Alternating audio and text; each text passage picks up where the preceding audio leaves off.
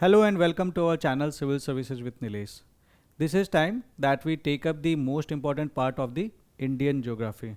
अभी तक हमने लोकेशन फैक्टर्स देख लिया है, हमने टाइप्स ऑफ रॉक्स देख लिए जो इंडिया में जगह जगह पे पाई जाती है. अब मोस्ट इम्पॉर्टेंट टॉपिक आ रहा है तो इस चीज़ को बहुत ध्यान से सुनना. एक दूसरी बात ये भी है कि इस टॉपिक में आपको फैक्ट्स ज़्यादा मिलेंगे. कॉन्सेप्ट्स वाली ज़्यादातर चीज़ें हमने फिजिकल ज्योग्राफी में ऑलरेडी कवर कर ली हैं, तो हम उसका रिपीटिशन थोड़ा सा अवॉइड करेंगे ताकि आपकी जो ये वीडियो है ये डायरेक्टेड रहे एंड प्रीलिम्स के लिए ज़्यादा यूजफुल रह सके. ऐसे टाइम पे ये इम्पॉर्टेंट है कि आप कंप्लीट फोकस के साथ इस वीडियो को देख लें. मेरी एडवाइस यही होगी कि सिंगल सिटिंग में देख लेना ताकि बार बार के लिए ना रह जाए. और अभी टालोगे तो देखोगे कभी, ये बताओ. फरवरी ऑलरेडी हो ही रहा है एंड उसके बाद कब से प्लान करोगे, कब देखना शुरू करोगे, कब रिवीजन करोगे. तो अब चीज़ों को टालना नहीं है, प्रोक्रेस्टिनेट नहीं करना है, पढ़ते चलना है, पेन कॉपी हाथ में रखनी है ताकि यूपीएससी सिलेक्शन की सीट लेके आपके सामने खड़ा रहे. अब इस टॉपिक में जाने से पहले ये हमारी पीवाईक्यू डॉक्यूमेंट्स हैं. अगर सीसेट के लिए आपको दिक्कत होती है then you can look at this CSAT documents. बहुत ही अच्छे से डिज़ाइन किए गए हैं, ये आपको हमारी वेबसाइट पे मिल जाएंगे. इससे अच्छे सीसेट के डॉक्यूमेंट्स अभी तक किसी ने बनाए भी नहीं है, प्रॉपर इंस्ट्रक्शंस के साथ हैं और ये आपको बहुत ज़्यादा हेल्प करेंगे. सीसेट से रिलेटेड वीडियोज़ हमने ऑलरेडी इस चैनल पे डाल दिए हैं. Please go to the CSAT playlist. आप 15 से 20 वीडियोज़ के अंदर आप कंप्लीट सीसेट कवर कर सकते हो. So make sure that you watch those videos. In terms of mathematics they are the best in the entire YouTube for the CSAT UPSC का, क्योंकि बहुत सारे वीडियोज ऐसे भी पड़े हुए जहाँ पे जितनी यूपीएससी की रिक्वायरमेंट है उस तरह से चीज़ें कवर्ड नहीं हैं. सो यहाँ पे आपके साथ एक्सपेरिमेंट नहीं होगा, आप सही डायरेक्शन में तैयारी कर पाएंगे. अब इसके आगे हम इस टॉपिक को लेकर चलेंगे कैसे. फिजियोग्राफी की बात कर लेते हैं पहले. तो पहले हम समझ लेते हैं कि अभी तक हमने क्या क्या कर लिया है और क्या क्या हमारा प्लान है. हमने कवर कर लिया फिजिकल जियोग्राफी, और फिजिकल जियोग्राफी के मैंने आपको 3 वीडियो दिए हैं, marathon videos. One is of geomorphology, another is of climatology and third is of oceanography. इसको देख लेना. बहुत सारे कॉन्सेप्ट्स आपको यहाँ पे जो मिलेंगे, आप पाएंगे कि इस साल के कई सारे क्वेश्चंस आपको इन्हीं वीडियो से मिल जाएंगे ज्योग्राफी के टर्म्स में. अब उसके बाद हमने ये चीज़ें की, उसके बाद हम इंडियन ज्योग्राफी पे आए. इंडियन ज्योग्राफी में हमने कवर किया लोकेशन फैक्टर्स, हमने कवर किया जो इंडिया में अलग अलग रॉक्स आते हैं. अब सबसे इंपॉर्टेंट टॉपिक स्टार्ट होने जा रहा है विच इज फिजियोग्राफी, जो इस लेक्चर में मैं आपको पढ़ाऊंगा. फिजियोग्राफी खत्म करने के ठीक बाद हम जाएंगे ड्रेनेज सिस्टम पे, जहाँ पे अलग अलग रिवर्स, उनके ट्रिब्यूटरीज, हिमालयन रिवर्स और पेनिनसुलर रिवर्स के बीच में डिफरेंसेस एटसेट्रा हम पढ़ेंगे. उसके बाद फिर ड्रेनेज के बाद हम जानेंगे थोड़ा सा मॉनसून के बारे में, क्योंकि मॉनसून के बारे में जानना जरूरी है इंडिया के क्लाइमेट के बारे में जानने के लिए. ये 3 मेजर वीडियोज होंगे जो आपको मेजर चीज़ें कवर करेंगे. उसके बाद you will be going for the vegetation, Indian vegetation and then the soil. ये छोटे छोटे से वीडियोज हैं एंड इसी के साथ इंडिया की फिजिकल ज्योग्राफी खत्म हो जाएगी. तो इतना ही है, इतना कर लिया है. ये 5 वीडियोज और कर लो, आप ज्योग्राफी से टेंशन फ्री हो जाएंगे. अब आते हैं यहाँ पे physiography of India. What is physiography? Physiography is a branch of geography whereby we deal the various physical features of a country. Simple सी चीज़ है, बहुत सिंपल, बहुत बेसिक डेफिनेशन बात की है और मैंने इसको थोड़ा सा डेफिनेशन को नैरो किया है कंट्री के टर्म्स में. अब जब मुझे इंडिया के फिजिकल फीचर्स के बारे में पढ़नी है या फिर किसी भी कंट्री के फिजिकल फीचर्स के बारे में पढ़ना है तो मैं क्या जानना चाहूँगा वहाँ पे?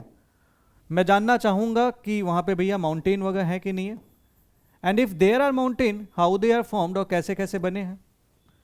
मैं जानना चाहूँगा वहाँ पे कोई प्लेटू वाला रीजन है कि नहीं है. मैं जानना चाहूँगा वहाँ पे कोई प्लेन वाला रीजन तो नहीं है. मैं जानना चाहूँगा वहाँ के कोस्ट्स के बारे में. मैं जानना चाहूँगा वहाँ पे के आइलैंड्स वगैरह के बारे में. एंड अगर हमारे कोई डिजर्ट्स हो गए हैं तो हम डिजर्ट्स के बारे में भी जान लेंगे, समथिंग लाइक दैट। एंड अगर कुछ घाट्स हो गए तो हम घाट्स के बारे में जान लेंगे।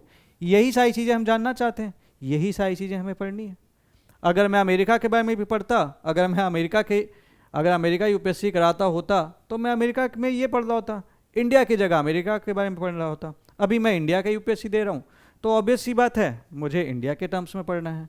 आप जिस भी देश की तैयारी कर रहे हैं, जिस भी देश के वहाँ के जो भी सिविल सर्विसेज हैं वहाँ की जो तैयारी कर रहे हैं, आप वहाँ की चीज़ों के बारे में जानते हैं, वहाँ की चीज़ों के बारे में पढ़ते हैं, क्योंकि इन चीज़ों के बारे में जानने के बाद आप उस देश को बेहतर समझ पाते हैं। तो this is time to know your country better. So समझना शुरू करते हैं about the Indian physiography. India के फिजियोग्राफी की मैं बात करूं अगर, तो पहले तो ये थोड़ा सा ये मैप देख लेते हैं। ये इंडिया का मैप है। ये पूरा रीजन माउंटेनियस रीजन है आपका, ये पूरा रीजन माउंटेनियस रीजन है और ये हिमालयन रीजन है। Basically Himalayas are over here, Himalayas जो यहाँ से ऐसे ट्रेवल करते हैं एंड देन फिर यहाँ पे साफ बेंड होता है, फिर यहाँ से निकलते चले जाते हैं म्यांमार से होते हुए, और फिर ये अंडमान एंड निकोबार में you see the extension of Himalayas. Then you have the northern plains. Plains basically sea level से इनका elevation बहुत ज़्यादा नहीं होता है and surface थोड़ा सा even type का होता है। Mountain जमीन से उठ के this is the mountain, ये this is the plain. Simple अगर बेसिक डेफिनेशन की बात करूँ, बेसिक अंडरस्टैंडिंग की बात करूँ, तो ये भी कुछ ऐसा रीजन है। प्लेन का फायदा ये होता है, वाई वी स्टडी इट, क्योंकि यहाँ पे आप एग्रीकल्चर की एक्टिविटी में इंगेज हो सकते हो। पुराने लोग जिनके पास एआई नहीं था, जिनके पास ये सिस्टम नहीं था, ऐसा कोई मोबाइल नहीं था जैसा आप वीडियो देख रहे हो, वो लोग क्या करते थे? उनके लिए सबसे इंपॉर्टेंट इकोनॉमिक एक्टिविटी सबसे पहले क्या थी? एग्रीकल्चर, कि भैया कुछ उगा लें, कुछ खा लें। उसके लिए वो माउंटेन पे जाके तो भाई उगा नहीं सकते थे चीज़ों को, क्रॉप्स वगैरह को। डेजर्ट में क्रॉप्स सपोर्ट नहीं करेगा तो कहाँ जाना चाहेंगे? They will be looking for a planar region, और इसीलिए we have the Gangetic plains over here, which is one of the most fertile plain in this region. ठीक है। Then we have the Deccan plateau. Deccan plateau, इसकी जो सी elevation है that is between mountain and the plain. तो we have the plateau. Then we have the deserts के बारे में थोड़ा सा पढ़ेंगे। डिजर्ट्स के बारे में मैंने आपको बताया था, deserts are form due to, main reason तो एरिडिटी है, there is less moisture. Then there are the various landforms that are form due to the action of wind. फिर हम पढ़ेंगे थोड़ा सा घाट्स के बारे में, जो यहाँ पे हमारे घाट्स हैं, Eastern Ghat and the western Ghat. उसके बाद हम पढ़ेंगे प्लेन्स के बारे में, western coastal plain, eastern coastal plain, इनके बीच डिफरेंस क्या है, सबमर्जेंट कौन सा है, इमर्जेंट कौन सा है। देन हम पढ़ेंगे इन आइलैंड्स के बारे में, like Lakshadweep island, Andaman and Nicobar island जो यहाँ पे हैं, इनके बीच में से पैसेज कौन कौन से जा रहे हैं, इन सारी चीज़ों के बारे में पढ़ेंगे। And this will complete our physiography of India. So this is going to be a very interesting topic. थोड़ा सा लंबा हो सकता है क्योंकि फैक्ट्स भी जानने जरूरी हैं। जैसे अगर मैं माउंटेन के बारे में बताऊँ तो मैं आपको उससे पासेस के बारे में भी बात करूँगा। पास मतलब हम कहीं जाते तो हम पास का काम क्या होता है, उस जगह से हमें क्रॉस करने देता है। तो माउंटेन से अगर कोई स्पेस ऐसा निकल जाए कि लोग उससे क्रॉस कर सके, क्योंकि माउंटेन को अदरवाइज क्रॉस करने का एक तरीका है तो हम चढ़ाई चढ़ के उतर जाएं, या फिर कुछ ऐसा मिल जाए जहां से हम पास कर सकें। सो पास मीनिंग से ही क्लियर है कि this is the passage through the mountain which allows the movement of the people. Simple सा, चीज़ों को कॉम्प्लेक्स करके मत देखना, सिंपल वे में देखना, you will find that yes you are able to do it better.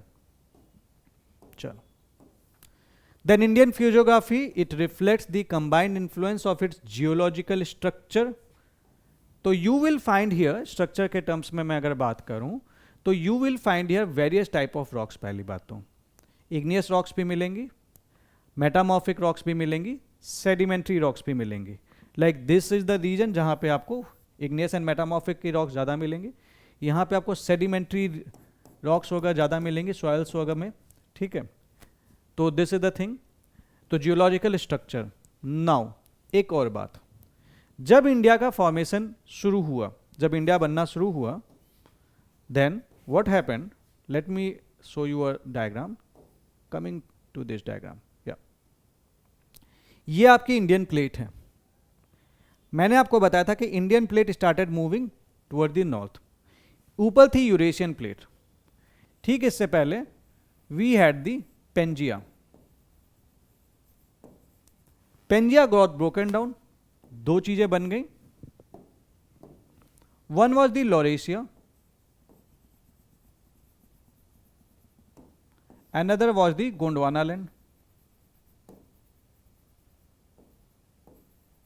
and earlier Pangaea was surrounded with Panthalassa, that was the super ocean.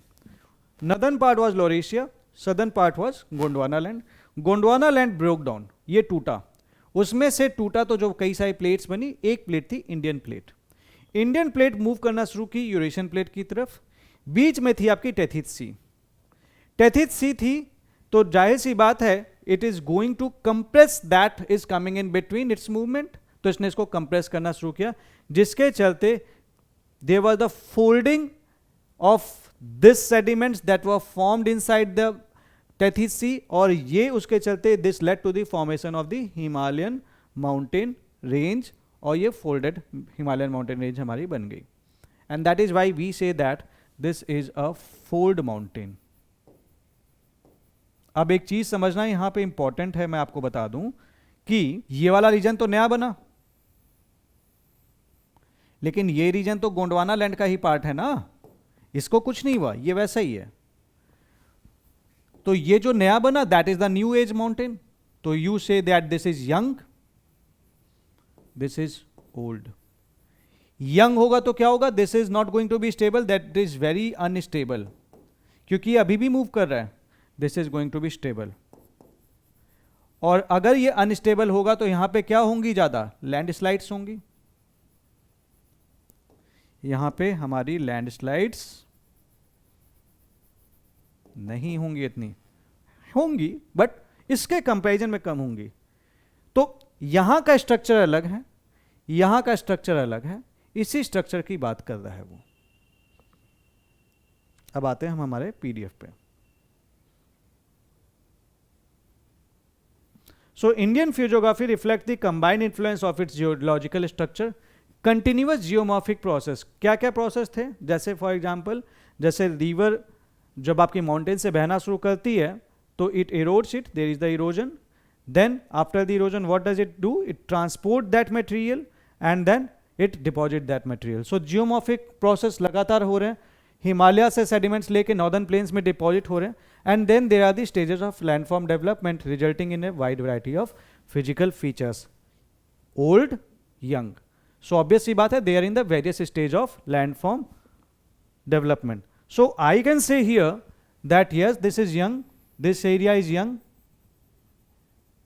This one is mature, याद आया, and this one is old. So सबकी age अलग अलग है, क्योंकि यहाँ पे जो नॉर्दर्न प्लेन्स में सेडिमेंट्स वगैरह आ रहे हैं वो तो आ तो हिमालय से ही रहे, सो इनकी एज अलग अलग है। So based on this broad variations the country is divided into 6 major physiographic division, great Himalayan range, northern plains, Indian desert जिसके बारे में हम पढ़ेंगे, पेनिसुलर प्लेटू ये वाला पूरा area, coastal planes and the island, और इनके बारे में हमें डिटेल में जानना है। This is your physiography, simple है, इसको कॉम्प्लेक्स करके नहीं देखते हैं। अब इनके बारे में बारी बारी पढ़ लेंगे, जो चीज़ें आती जाएंगी ऑन द वे याद करते चले जाएंगे। नेक्स्ट तो मैं अगर हिमालय की बात करूं तो Himalaya are the young fold mountains just now I explained, form due to continent convergence, that is Indian plate moving toward the Eurasian plate, between the Indian and the Eurasian plate. Theoretically Himalayas, Purvanchal hills and extension like Arakan Yoma and Andaman and Nicobar, they form the part of Himalayan ranges. Major portion, अब यहाँ पे क्या होता है ना, कई बार confusion हो जाता है बच्चों को कि भैया हिमालय तो नॉर्थ में ही है, नहीं ये उसका एक्सटेंशन है, तो पूछ देगा तो yes this is Himalayan ranges include this also, Andaman and Nicobar, सोच भी नहीं पाएगा इंसान। तो अगर आपके फैक्ट्स क्लियर होंगे तभी कर पाओगे। So major portion of this lies in India, Nepal and Bhutan. Its northern slopes extend into the Tibet. Western extremity extend into Pakistan, Afghanistan and the Central Asia. तो हमारे जो हिमालयाज हैं तो इसका अगर मैं डायरेक्शन की बात करूँ तो इधर भी एक्सटेंड करता है, नेपाल में भी एक्सटेंड करता है, भूटान में भी करता है, इधर से आते थे म्यांमार में भी करता है। तो यही चीज़ ये बता रहा है। So they are geologically young. Young है तो ऑब्वियसली बात है वीक है, प्रॉपर कॉम्पैक्टेशन और इन सारी चीज सीमेंटेशन का मौका नहीं मिलेगा। यंग है तो वीक है तो फ्लेक्सिबल है। They are the most unstable land mass of India, still affected by faulting, folding and thrusting. Why? Because they are young. Main reason तो यही है, यंग है ना, क्योंकि and they are being formed due to the folding mainly. We always say that Himalaya are formed due to the folding of the mountains. So this is the thing, they are highly dissected by the fast flowing youthful rivers. Dissection के चलते what you will be finding over here कि बीच बीच में you will be finding the antecedents river, मतलब rivers have cut across the these Himalayas. For example your own Ganga river. अब होता क्या है, let's say what is the antecedent river. पहले तो आप ये समझ लो कि हिमालयन के फॉर्मेशन से पहले से कुछ नदी बह रही, कोई नदी बह रही होगी, माउंटेन बनना शुरू हुआ, बट इस नदी के बहने की क्षमता इतनी ज़्यादा थी कि वो उसको उसी टाइम पे कट करती चली गई। तो वो बनता चला गया माउंटेन, तो वो तो राइज कर रहा था, लेकिन नदी उसको कट करती चली गई। तो उसने अपना जो कोर्स था वो चेंज नहीं किया, मतलब जिस डायरेक्शन में फ्लो करी थी वो फ्लो करती रह गई। So we call those rivers which existed before the formation of the mountains and they have maintained their course of flow as the antecedent river. तो इसके क्वेश्चंस बन जाते हैं, what are the examples of antecedent river in India, या फिर what are the antecedent river. ये question बन सकता है, you should be knowing about that. Now the landforms indicating youthful stage such as deep gorges, V-shaped valleys, steep gradients, rapids and waterfalls. ये मैंने आपको बताया भी था जब मैं फिजिकल ज्योग्राफी पढ़ा रहा था। फॉर एग्जाम्पल रैपिड में हमने आपको क्या बताया था कि rapids are form due to why there are the hard rocks and there are the soft rock, then alternating hard rock. तो जब इससे रिवर फ्लो कर रही होती है तो सॉफ्ट रॉक को तो इरोड कर देगी, फिर यहाँ से ये जंपिंग करती है, तो दिस इज द रैपिड। यही रैपिड जब बड़ा हो जाता है और एक हाइट से रिवर गिरती है तो ये बन जाता है waterfall. If you remember that, if you don't know this, please watch the landform वाला video, I have explained it very nicely. ठीक है, तो this is the Indian land mass. अगर आप देखेंगे इक्वेटर से नीचे ही था 71 मिलियन ईयर्स एगो, मतलब साउथ में था, नीचे क्या ही बोलना, साउथ में था, फिर स्टार्टेड मूविंग नॉर्थवर्ड, बढ़ते बढ़ते बढ़ते बढ़ते it crashed into the Eurasian plate and we had the formation of the Himalayas. Then Himalayas के formation की बात कर लेते हैं। 250 million years ago Pangaea was surrounded by Panthalassa. 150 million years ago Pangaea split into what? The Laurasia and the Gondwana land. Tethys Sea formed between them. जब ये break हुआ तो बीच में Tethys Sea बन गई, पानी भरा हुआ था, and there was the huge sedimentation that occurred. Indian plate Gondwana land से break किया, just now I told, and it started moving northward. So there was the collision with the Eurasian plate. This compressed the Tethys sediments. This resulted in the formation of Himalayas and the formation of Indo-Gangetic Brahmaputra trough. This I already explained to you. So this is the thing. ये एक image है like Indian और Australian plate. ये इसका एक just एक simple diagram है समझने के लिए कि इंडियन प्लेट्स मूव कर रही हैं। यहाँ पे जो सेडिमेंट्स थे they started folding and that's led to the formation of Himalaya. ये थोड़ा सा मैप देख लेते हैं। This is taken from the NCERT. तो we have over here the Pamir knot, this is the Pamir knot. Why it is called the knot, knot का मतलब होता है गांठ। तो यहाँ इसे गांठ इसलिए कहते हैं क्योंकि यहाँ से कई सारी माउंटेन रेंजेस निकलती हैं, such as the Kunlun mountains, such as the Hindu Kush mountain. Pamir knot is not in India, this is in central Asia. So we have then, इसके इधर थोड़ा सा बढ़ेंगे, we have the Karakoram range, we have the Ladakh range, Zanskar range, and we will also be finding then the Himalayan की 3 ranges, जो 3 ranges हैं, Great Himalaya, Middle Himalaya and the Shivaliks. Then please check here, you have the like Kailash range, various passes are there like Jojila Pass यहाँ पे है, Baralacha Pass यहाँ पे है, we have the Kamet Peak, Nanda Devi Peak in Uttarakhand, you have the Gulla Mandhata Peak over here, then in Nepal you have the Dhaulagiri Annapurna Peak in Nepal। पूछ लेता है कौन से state में है। माउंट एवरेस्ट आपका नेपाल में मिलेगा, मकालू पीक आपको नेपाल में मिलेगी, Kanchenjunga this is at the junction of India and Nepal, तो ये जंक्शन में है, तो थोड़ा कंचनजंगा का पार्ट आपका नेपाल में है, थोड़ा इंडिया में है। एक और बात, अगर मेरे से ये पूछता है कि इंडिया की जो पीक है, जिस पे कोई, अब इस पे पीक पे कई सारे सवाल बनते हैं, एक एक करके समझना। एक तरफ पूछता है कि इंडिया की सबसे बड़ी पीक कौन सी है, हम क्या कहते हैं, ये K2 है। वर्ल्ड की तो माउंट एवरेस्ट है, बट इंडिया की पीक की बात करता हूं मैं, K2 बोलता हूं। But this K2 is in Pakistan occupied Kashmir, so there is contestation.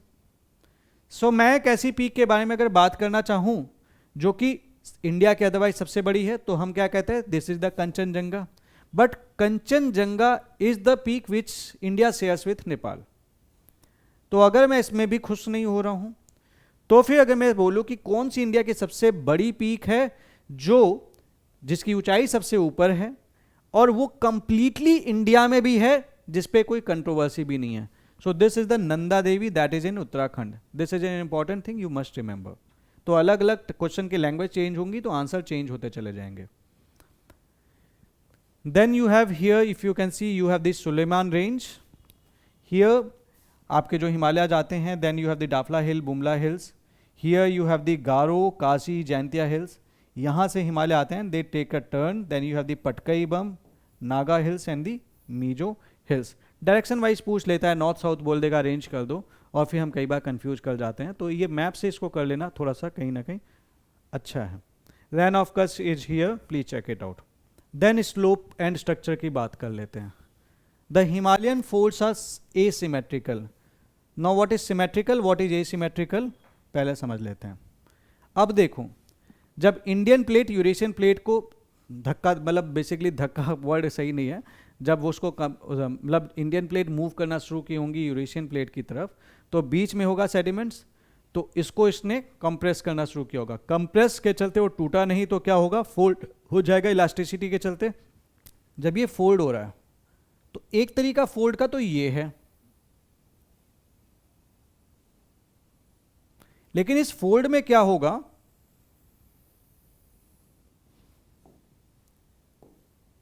इस फोल्ड के साथ एक दिक्कत ये है कि जो ये वाला स्लोप है, जो ये वाला स्लोप है, दिस वन, एंड जो ये स्लोप है, बोथ स्लोप आर सेम,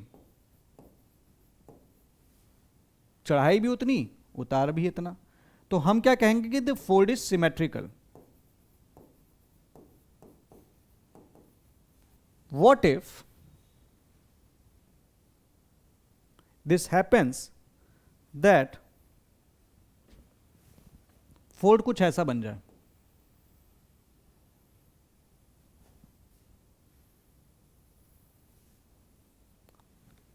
तो ऐसे केस में क्या स्लोप सेम है, स्लोप तो सेम नहीं है, और जब स्लोप सेम नहीं है तो we what we will be saying कि भैया दिस इज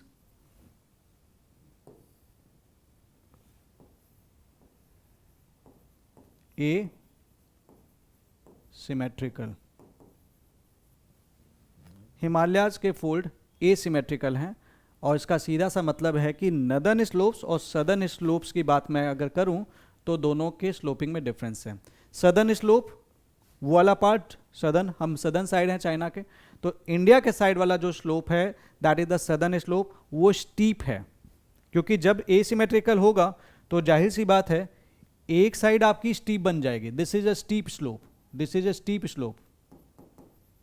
मैं इसको ऐसे भी ड्रॉ कर सकता हूं, जैसे ये आपके एक स्लोप है, तो ये वाला एरिया आप देखेंगे तो स्टीप बन गया, ठीक है, ये थोड़ा सा ग्रेजुअल हुआ। ये है इंडियन साइड, ये है चाइना साइड। तो the slope of the Himalaya which is facing the China is gentle, the slope of the Himalaya facing towards India is steep. इसलिए हमारे सोल्जर्स के लिए उस पर ज़रूरत पड़ने पे उस पर मूवमेंट बहुत मुश्किल रहता है कहीं ना कहीं, क्योंकि स्टीप स्लोप है। अगर हमें कभी ज़रूरत पड़े और कभी हमें उस पर चढ़ाई करने की ज़रूरत है, then there is the problem. Even पर्वतारोही इंडिया के साइड से अगर चढ़ेंगे हिमालयाज पे तो उनके लिए थोड़ी दिक्कत वाली बात है। चाइना साइड से चढ़ेंगे तो उनको उतनी दिक्कत नहीं होगी क्योंकि स्लोप ग्रेजुअल है, तो आराम से चढ़ते चले जाएंगे। यहाँ साइड दिक्कत है। So this is the thing. So we have a steep southern slopes, gentle northern slopes. This results in hogback topography. Hog is a pig and उसका like back जो है उसके जैसी इसकी टोपोग्राफी दिखती है।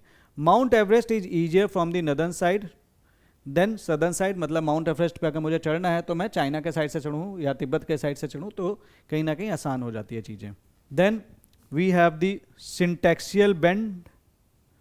Now if you look at it, here we have the Himalaya जो हैं वो बेंड कर जाते हैं, उसके बाद यहाँ पे बेंड करते हैं और एक यहाँ पे भी बेंड करते हैं। ये नमचा बारवा वाला एरिया है। So there is the sharp southward bend at the river gorges. So this is the syntaxial bend, that is why we are saying there is the bending. Western syntaxial bend, यहाँ नंगा पर्वत के पास में मतलब ये bend करता है Himalayas. And eastern सिंटैक्सियल bend में नमचा बारवा के पास ये बेसिकली बेंड कर जाता है, बेंड करता है। Then we have the formation of hills such as Patkai Bum etcetera. अब डिवीजन की बात कर लेते हैं। अब हिमालयाज को मेरे को स्टडी करना है तो what I can do, I can go for the division in 2 ways. What are the ways? अगर लेट्स से कि देयर आर द हिमालयाज, मुझे इतना पता चल गया कि हमारे पास हिमालयाज हैं। We have the great Himalayas, middle Himalayas and the southern Himalayas, और यू कैन से दी शिवालिक्स जिसको कहते हैं। ठीक है, तो एक तो तरीका है कि मैं नॉर्थ साउथ स्टडी कर लूं। एक तरीका यह है कि मैं हिमालयाज को सेक्शंस में काटूंगा और ये बोलूंगा कि भैया ये सेंट्रल हिमालय है, ये ईस्टर्न हिमालय, ये वेस्टर्न हिमालय है। इस सेक्शंस में काटने के लिए मैं रिवर्स का यूज लूंगा। और एक तरीका यह कि मैं नॉर्थ से साउथ की तरफ बढ़ूंगा और हिमालय के फीचर्स पढ़ता चला जाऊंगा। तो मेरे को चूंकि हिमालय इंपॉर्टेंट है, मैं दोनों तरीके से पढ़ना चाहता हूं। And so you will be finding here कि we will be studying about north से साउथ एंड देन ईस्ट से वेस्ट। एंड इस तरीके से जितनी भी हिमालय की बेसिक कैरेक्टरिस्टिक्स होंगी जो इंपॉर्टेंट है वो हम देख लेंगे। सो अगर मैं नॉर्थ साउथ डिवीजन की बात करूं तो we have the great Himalayas which is Himadri, lesser Himalaya which is Himachal and middle Himalayas and the Shivalik which is the outer Himalaya. Greater Himalayas के ऊपर साइड में मतलब बेसिकली नदर्न साइड में we have the trans Himalayas which are called the Tibetan Himalayas too. तो trans Himalayas की बात कर लेते हैं। पहले ये डायग्राम देख लेते हैं। Like we have the Pamir knot over here, we have the Pamir knot, you have the Hindu Kush, you have the Kunlun Himalayas, then you have the Karakoram range, then you have the K2. K2 lies in Pakistan occupied Kashmir. इनका ये सपना ही पूरा नहीं हो पाता कि कश्मीर चाहिए, कहाँ से मिलेगा तुमको। ठीक है, then we have the Ladakh, we have the Jaskar range, we have the Great Himalaya जो फ्लो करता जाता है इधर, we have the Pir Panjal range over here, we have the middle Himalayas over here, then we have the Shivalik range over here. So trans Himalayas की मैं अगर बात करूं, so they are located north of the Great Himalayas and the south of the Pamir Knot. They are also called the Tibetan Himalayas. इनकी average height is 3000 meters. जिसमें major ranges हैं, they are the Karakoram, Ladakh, Zanskar and Kailash. सवाल इस पे ये बन सकता है कि क्या ये जो रेंजेस हैं क्या ये ग्रेट हिमालयाज के पार्ट हैं कि काराकोरम रेंज के, आई मीन टू से कि ट्रांस हिमालयाज के पार्ट हैं। सो ये आपको पता होना चाहिए। इनका नॉर्थ से साउथ में लोकेशन पता होना चाहिए। सो वी हैव पहले काराकोरम, फिर लद्दाख, जस्कर। काराकोरम की बात कर लूँ तो काराकोरम की जो हाईएस्ट पीक है that is the K2 peak, जो आप K2 पढ़ते हैं ना, इंडिया के highest peak. This is highest in the union, Indian union, though this lies in Pakistan occupied Kashmir. इसकी हिस्ट्री के बारे में भी मैं आगे कभी आपसे बात करूंगा जब मैं उस पर वीडियोस बनाऊंगा। फिलहाल that is not the concern of geography, so अभी हम उसको रहने देते हैं। Then we will be talking about the Indus river के बारे में थोड़ा सा। Indus river originates near the mount Kailash, this is in Karakoram range, that is the lake Mansarovar. तो इतना फैक्ट इसके लिए काफी है। Coming next, we have the Great Himalayas. Great Himalayas, Himalayas का सबसे northern part.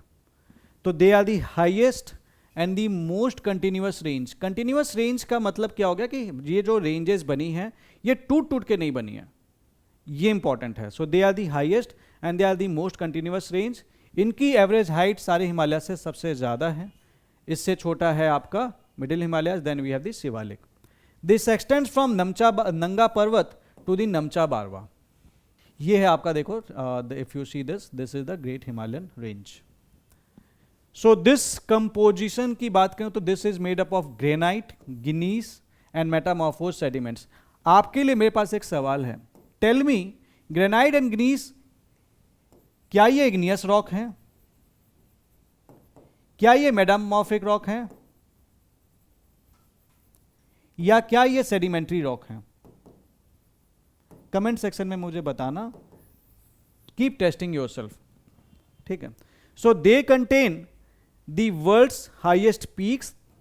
Mount Everest is in great Himalaya, the part of the greater Himalaya, Himadri, which is in Nepal. World की highest peak, ये आपका ग्रेट हिमालय का पार्ट है। Then we have the Kanchenjunga which is shared with India, between India and Nepal. And then you have the Nanda Devi. Nanda Devi is in the Kumaon district of Uttarakhand. So ये उत्तराखंड में है, UK, United kingdom मत समझ लेना, this is Uttarakhand. Welcome to Uttarakhand. And then there is the perpetual snow and the large glacier. High elevation पे है तो obvious सी बात है, स्नो आपकी वहाँ पे लाइक गिरती रहती है, स्नो गिरती रहती है, उससे आपका ग्लेशियर बनता रहता है। So the slope of this range toward the north is gradual but steep towards the south. I have just explained you this. Coming next, the Ganga and their tributary originate from the middle part of this range and flow down the southern slope of the Himalayas. तो आपकी जो Ganga river है, जो Yamuna river है, इनकी जो tributaries हैं, they do originate from the middle part of the Himalayan range and फिर वो सदर्न स्लोप साइड में ये बहना शुरू करती हैं। Indus, Brahmaputra and Alaknanda river have made antecedent valleys by passing through this range. I have just explained you few time back what are the antecedent rivers. Antecedent river is a river that existed before the formation of mountain range and it has maintained its original course by cutting through the rising mountains. अब आते हैं important mountain peaks of the great Himalayas के बारे में। तो ये सबसे पहले आता है mount Everest. Mount Everest is the highest peak of the world itself. Then अगर मैं ग्रेट हिमालयस की बात करूं तो we have the Kanchenjunga which is on the border of India and Nepal. We have the Makalu peak on the border of Nepal and Tibet. Dhaulagiri जो कि नेपाल में है। नंगा पर्वत विच is in India. Annapurna this is in Nepal. Nanda Devi this is in India इन उत्तराखंड। बद्रीनाथ जो आप यात्रा पे जाते हैं, बद्रीनाथ यात्रा, केदारनाथ यात्रा, ये दोनों इंडिया में हैं। And the Nandakot in India. In the great Himalayas the snow line is higher in the west than in the east. ये चीज़ समझ लेना, इसको थोड़ा सा बता देते हैं। अब एक चीज़ सोचना, इस चीज़ को थोड़ा सा समझने की कोशिश करना कि let's say this is India, ठीक है, not to the scale definitely. ये इंडिया का ईस्टर्न पार्ट है, ये इंडिया का वेस्टर्न पार्ट है।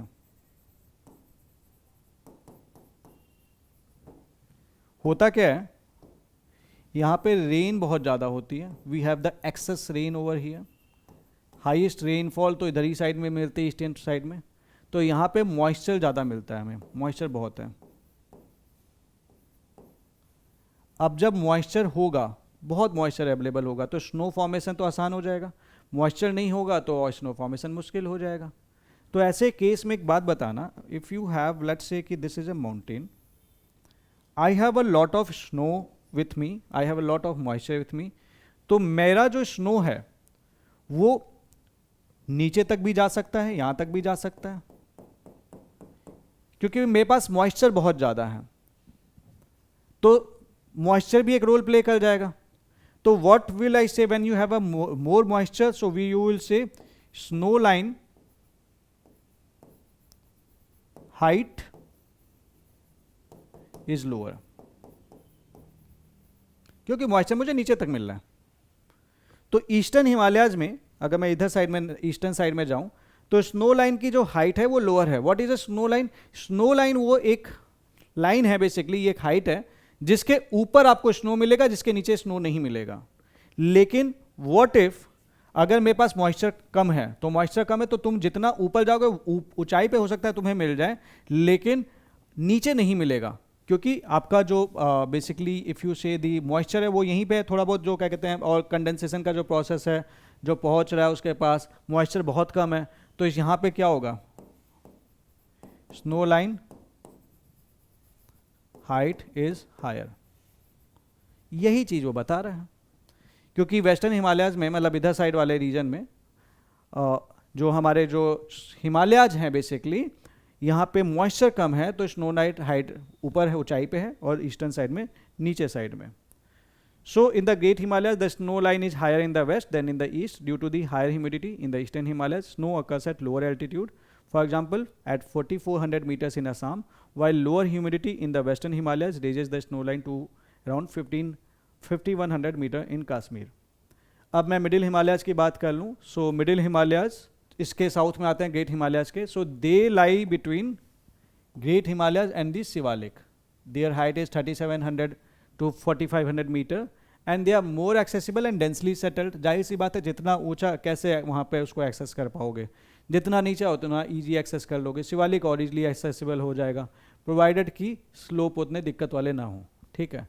फेमस हिल स्टेशन यहाँ की है जैसे आपकी शिमला. तो सवाल बन सकता है कि शिमला कौन से माउंटेन रेंज का पार्ट है, तो they are the part of middle Himalayas. Mussoorie, Darjeeling. Then you have the important ranges. यहाँ पे क्या क्या है मिडिल हिमालयाज की, जैसे कि आपकी पीर पंजाल है, जैसे कि धौलाधर है, जैसे कि मसूरी है. मसूरी यहीं तो आप जाना चाहते हैं लबासना में. जैसे कि आपकी नाग तिब्बा रेंज है, जैसे कि आपकी महाभारत रेंज है. कश्मीर वैली और Kathmandu valley they have developed between the great Himalaya and the lesser Himalayas. जो आपकी कश्मीर वैली है और काठमांडू वैली है, ये ग्रेटर हिमालय और लेसर हिमालयाज के बीच में बनी हुई है. So these valleys have created with the sedimentation of the lakes, the Dal and the Ular Lake of the Kashmir are its evidence. So there are also the small meadows. Meadow क्या होता है? Grassland कह लीजिए, हिल का grassland या mountain का grassland, तो वहाँ पे घास वगैरह भी होती है. So there are the small meadows that are found on the slope of lesser Himalayas. They are called as the marg. तो ग्रासलैंड वगैरह थोड़ा बहुत मिला, छोटा सा ग्रास मिल गया तो हम बोल देते हैं दिस इज द मार्ग. कश्मीर में इसको हम मार्ग कहते हैं. तो ये टर्म्स आपने सुन रखे हैं. गुलमार्ग बहुत फेमस है, सोनमार्ग, एंड बुग्याल और payar in Uttarakhand. So Gulmarg is famous at the centre of winter games. Then you have the Shivalik range और the outer Himalaya. They are the lowest Himalayan range, इनकी हाइट सबसे कम है. तो ग्रेट हिमालयाज की सबसे ज़्यादा, फिर मिडिल हिमालयाज की हाइट उससे कम, देन शिवालिक रेंज की उससे कम. So this is composed of unconsolidated sediments. Now this range is the newest part of the Himalaya. ये रेंज हिमालय की सबसे नया पार्ट है. This extends from the Potwar plateau to the Kosi river in the east. This is known by different names such as Jammu hills in Jammu Kashmir, Shivalik hills and the Churia hills. Now this is characterised by seasonal streams called the chos and the Duns. And Duns are the valleys between lesser Himalaya and the Shivalik, for example Dehradun. तो lesser Himalaya और शिवालिक के बीच की जो valleys हैं उसको हम दून कहते हैं, such as your Dehradun.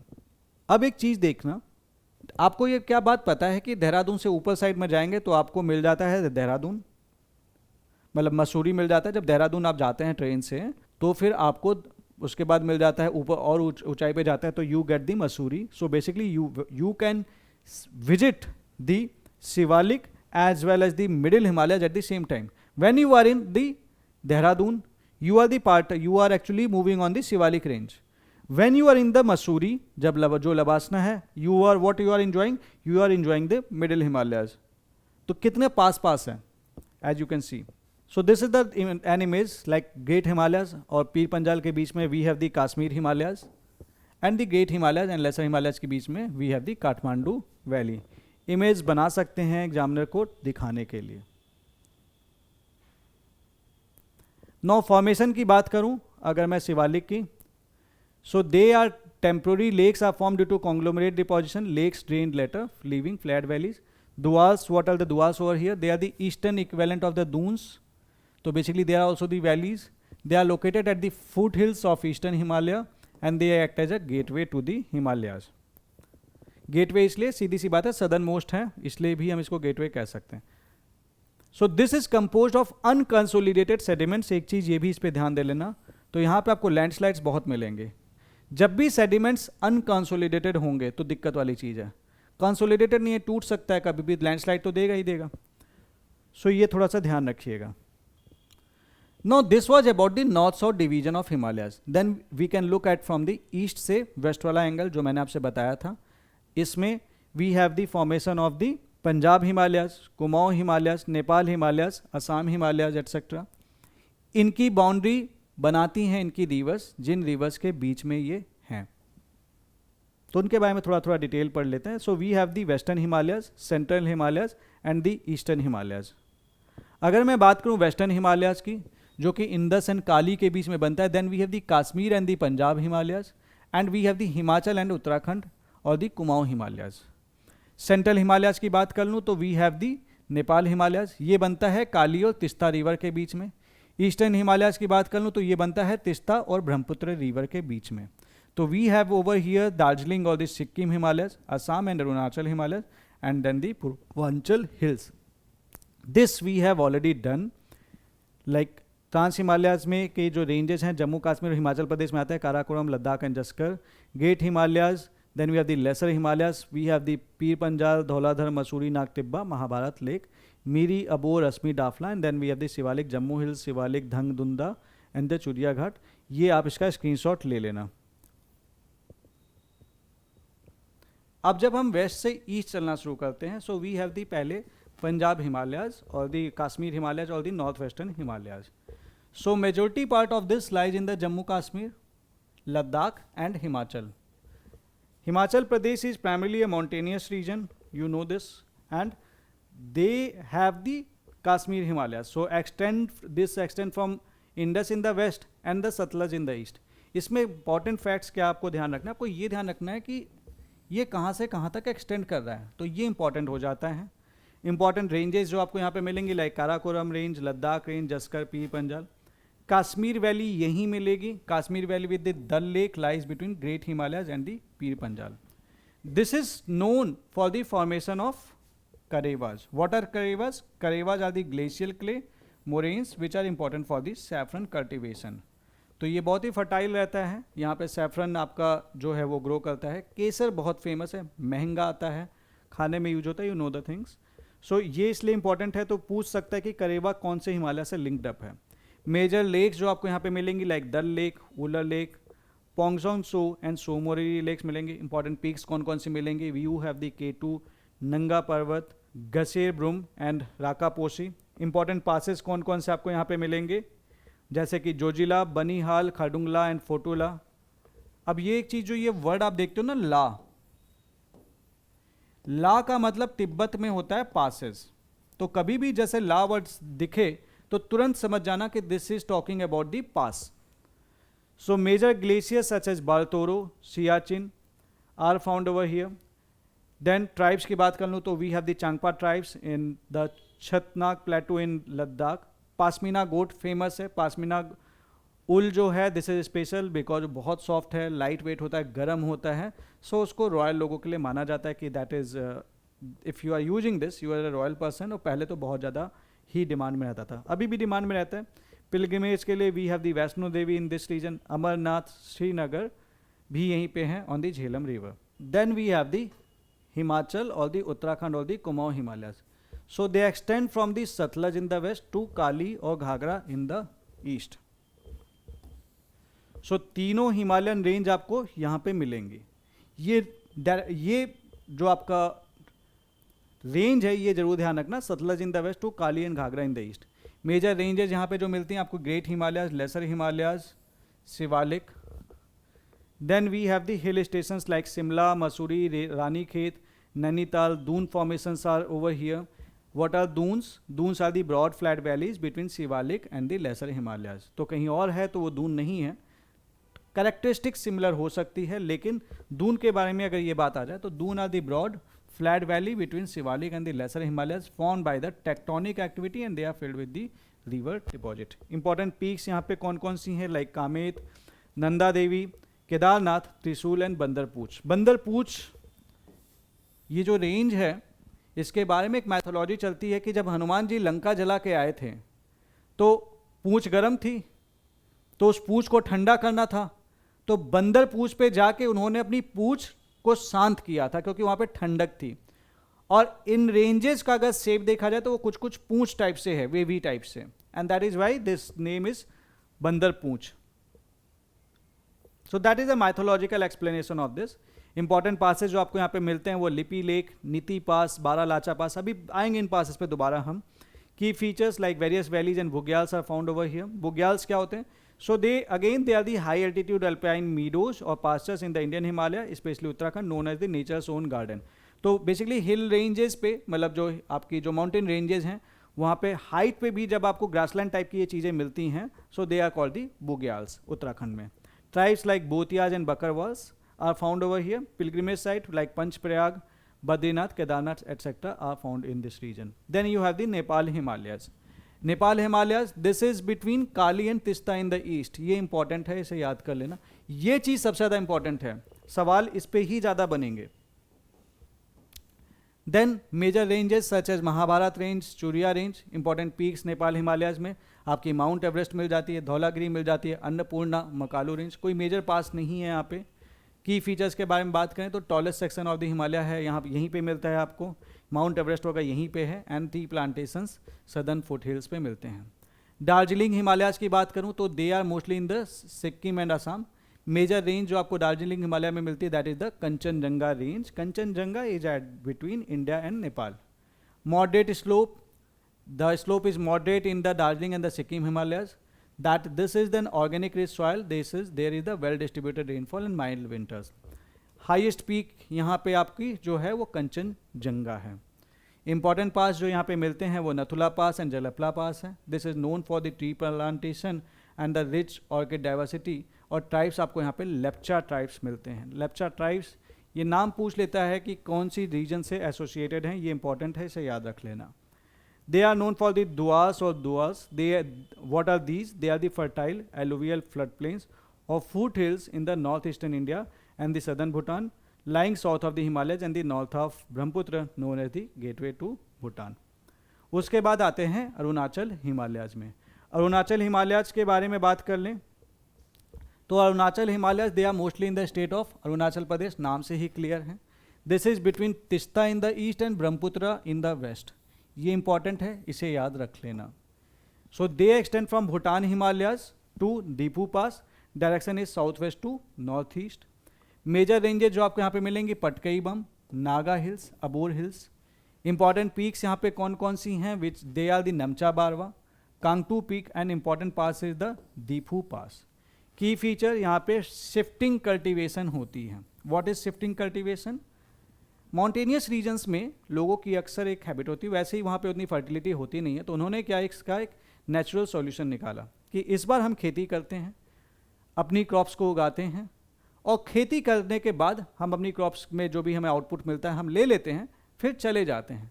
Late the nature heal this place itself. वापस आएंगे 4-5 साल बाद। सो अब इस 4 साल मैं क्या कर रहा हूँ, मैं कहीं और कल्टिवेशन कर रहा हूँ, तो मैं एक ही प्लेस पे कल्टिवेशन नहीं कर रहा हूँ, तो what I am doing each year, I am shifting. So this is called the shifting cultivation.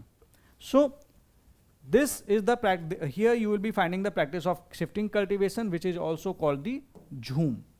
Major tribal groups आपके मोंगपा, अबोर एंड मिसमी आपको यहाँ पे मिलेंगे। कुछ रिवर्स हैं जो पेरेनियल रिवर्स हैं यहाँ पे। Perennial rivers are what? Perennial rivers वो नदियाँ जो रेनफॉल डिपेंडेंट नहीं है कि रेन आएगी तो ये रिवर का फ्लो रहेगा और रेन नहीं रहेगी तो ये रिवर का फ्लो नहीं रहेगा, लगातार पानी में रहता है, like Kameng, Subansiri, Dihang, Dibang, Lohit. This has the highest hydro water potential. Tribes practice jhuming. Kameng is the tributary of Brahmaputra. This is a PYQ that has been asked. तो ट्रिब्यूटरीज वाला क्वेश्चन जरूर तैयार कर लेना, ड्रेनेज पे हम इस पे बहुत डिटेल में आएंगे। Coming next we have the Purvanchal hills और द नॉर्थ ईस्ट हिल्स। अब हिमालयाज जो थे हमने पढ़ लिया भाई, जम्मू कश्मीर से लेके, हिमाचल प्रदेश से लेके, उत्तराखंड से लेके, नेपाल से लेके, भूटान से लेकर अरुणाचल के बाद, लेकिन अब हिमालयाज बेंड करते हैं साउथ की तरफ। So we have the Purvanchal hills. So the Purvanchal hills are the eastern extension of Himalayas beyond the Dihang Gorge. अब उसके बाद जब ये एक्सटेंड करते हैं देन उसके बाद ये आगे जाते जाते हैं Arakan Yoma that is in Myanmar, वहाँ से वो होते हुए फिर फाइनली वो मिलेंगे हमें अंडमान एंड निकोबार में. तो they run in a north south direction forming India's eastern boundary. They are located mainly in Arunachal Pradesh, Nagaland, Manipur and Mizoram. They are highly dissected, there are breaks, they are forest covered, बारिश बहुत होती है so they are forest covered, and rainfall intensive region. This is dominated by the tribal population practicing jhuming, that is the shifting cultivation. Purvanchal hill consists of Patkai Bum, Naga hills, Manipur hills and Mizo hills. So this is the an diagram. अब आप यहाँ से देखेंगे हिमालय यहाँ पे आए. So we have the like Mismi hills, then we have Patkai Bum over here, then we have the Naga hills, Bareil range, Mizo hills. Here we have the Garo hills, Kasi hills, Jaintia hills also, Mikir hills are over here. Location wise कभी कभी north south पूछ सकता है. ये देख लीजिए Mishmi hills, Patkai Bum, Naga hills, Barail hills, Mizo hills, and we have the Phawngpui which is the blue mountain in the Mizoram, जिस पे सवाल आपके बन सकते हैं. इन माउंटेन्स के थोड़े थोड़े एस्पेक्ट्स जान लेते हैं. Like the Patkai bomb. Patkai bomb lies along the India and Myanmar international boundary. So this extends through the eastern Arunachal Pradesh. Geological structure की बात करें, so this is composed mainly of dissected sedimentary hills. Sedimentary hills होंगे तो landslides मिलेंगे, क्योंकि obvious सी बात है, they are dissected also. Sedimentary hills वो थोड़े से कमज़ोर होते हैं igneous and metamorphic के मुकाबले. That is heavily affected by the fluvial erosion due to high rainfall. Rainfall बनेगी, streams बन जाएंगे, rivers बन जाएंगे, तो obvious सी बात है ऊपर से sedimentary rocks, तो उसको इरोड करना आसान रहेगा. So they are heavily affected by the fluvial erosion due to high rainfall. What is fluvial erosion? Fluvial erosion is the erosion which is caused by the running water, mainly rivers and streams. Physiographic characteristic की बात कर लें, so इनकी height is moderate with no prominent snow covered peaks. They have the thick tropical evergreen forest, they are the thick tropical evergreen forest, and they act as a natural boundary between India and Myanmar. So they have the one of the richest biodiversity zones in India, and they are the part of Indo-Myanmar biodiversity hotspot. Then बात कर लेते हैं Naga hills की, which are in Nagaland. They are the south of Patkai Bum. They forms the boundary between India and Nepal, India and Myanmar. ठीक है, तो obvious सी बात है ये हिल्स वगैरह ही होंगे जो बाउंड्री बना रही होंगी. जियोलॉजी की बात कर लें, they are dominated by igneous and metamorphic rocks, तो थोड़ी सी लैंडस्लाइड्स यहाँ पे कम मिलेंगी. अंडरस्टूड है, जितना हार्ड होगा, जितना तोड़ना आसान नहीं होगा, उतना ही वहाँ पे लैंडस्लाइड कम हो जाएंगी. जितना कमज़ोर होगा उतना ही लैंडस्लाइड वगैरह ज़्यादा हो जाएगी. सिंपल सी है. So they are structurally more stable compare to the Patkai Bum. जाहिर सी बात है. फिजियोग्राफिक फीचर्स की बात कर लूँ, so they act as a watershed between rivers flowing west into India and the rivers flowing east into the Myanmar. Height पे है, एक साइड इधर एक साइड उधर. They have the rug terrain with the steep slopes. Highest पे है इसकी mount Saramati, which is the highest peak of Nagaland. तो कभी क्वेश्चन बन जाए कि नागालैंड की हाइस्ट पीक कौन सी है, that is the mount Saramati. This is inhabited by the Naga tribes. Extensive practice है यहाँ पे झूम कल्टिवेशन की, and there is the sparse population due to the rugged terrain. अब आते हैं मणिपुर हिल्स के बारे में. Manipur hills, they have the southward extension of the Naga hills. So they surround the central Imphal valley. तो इम्फाल वैली ऐसे और हॉर्सू शेप ऐसा, इस तरह से सराउंड करने लगता है. Geological composition, they are mainly sedimentary rocks and the clay deposit. So obvious सी बात है, सेडिमेंट्री रॉक्स हो गए तो they are going to be younger in formation compare to the Naga hills. So we have the sedimentary rocks, we have the igneous and metamorphic rocks, again we have the sedimentary. बारी बारी आ रहा है. Physiographic characteristic की बात कर लूँ तो इसकी एलिवेशन मॉडरेट है, narrow valleys and steep slopes are over here, and this surround Manipur like a horseshoe shaped ring. यहाँ की जो फेमस रेंजेज हैं, they are the Barail range and the mount Tempu. Significance की बात कर लें, this acts as a natural barrier isolating Manipur valley. This is important for rainfall capture and the forest resources. Loktak lake in Manipur is known for floating phumdis. इस पे भी UPSC का PYQ आ रखा है. मणिपुर हिल्स के बाद आ जाते हैं मीजो हिल्स पे। Mizo hills, they have the southern most extension of the Purvanchal hills, so they cover most of the Mizoram का most of the part Mizo hills cover करते हैं। They are the made up of unconsolidated sedimentary rocks. So what is the speciality about the unconsolidated sedimentary rocks? Unconsolidated होगा तो weak होगा, landslides होंगे। तो unconsolidated sedimentary rocks, they are the loose sediments like sand, silt, clay or gravel that have not been compacted and cemented into the solid rock. You know that जब sedimentary rocks बनती हैं, पहले छोटे छोटे sediments होते हैं, उसको compress करते हैं तो there is the compression leading to compaction, और फिर we have the silica over here, cementation होता है, सीमेंटिंग प्रोसेस होता है, तो उससे वो एक दूसरे से चिपक जाती हैं, तो there is the formation of sedimentary rocks. इनको वो मौका नहीं मिला उस तरह से, so they are the part of molasse basins and hence they are highly prone to erosion and landslide. What is a molasses basin? Molasses basin is a large sedimentary basin which is formed at the foot of a rising mountain range where huge amount of sediments eroded from the mountain get deposited. It is also known as the fallland basin. These basins are known for their soft, unconsolidated sedimentary rocks filling fallland basins, giving it rolling hill and fertile land for sugarcane. In geology, it describes basins filled with terrestrial sediments formed near rising mountain like those in Mizoram. Physiographic features की बात कर लूँ तो there are the series of the parallel ridge and the deep valleys. Steep slopes है, they have this thin soil cover and they southward इसका continuation जाता है Myanmar में. Highest peak you have over here is the Phongpui which is also known as Blue Mountain. Blue Mountain is famous, please know the location. Human and culture features, these are dominated by the Mizo tribal communities doing extensive zooming. And there is the low urbanization and strong community institutions etc. So important तो जो था वो यही था जो मैंने आपको बता दिया. मेन चीज़ आपको ये इसका जो कहाँ गया, या दिस वन. तो blue mountain is important, please remember the location. Then मैं बात करूँ पूर्वांचल हिल्स की. पूर्वांचल हिल और एक्सटेंड करेंगे and finally they emerge as the, फिर समुद्र के अंदर से होते होते होते हुए फिर वो अंडमान एंड निकोबार के पे दिखती हैं. So the Purvanchal hill they do not terminate abruptly within India, they extend southward into Myanmar where they continue as the Arakan Yoma range.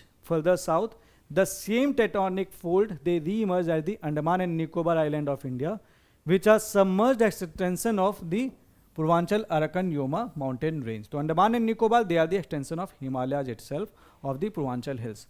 Thus, the Purvanchal hill form part of a continuous geological arc stretching from the northeast India into Myanmar to Andaman and Nicobar Island, linking continental mountain with the island arcs in the eastern Indian Ocean. उसके बाद हिमालयाज में कौन कौन से glaciers हैं इसके बारे में भी हमें बात करने की ज़रूरत है. ग्लेशियर्स मैंने बताया था कि what are the glaciers. Snowfall के बाद they are compacted leading to the formation of frozen ice called as the glaciers.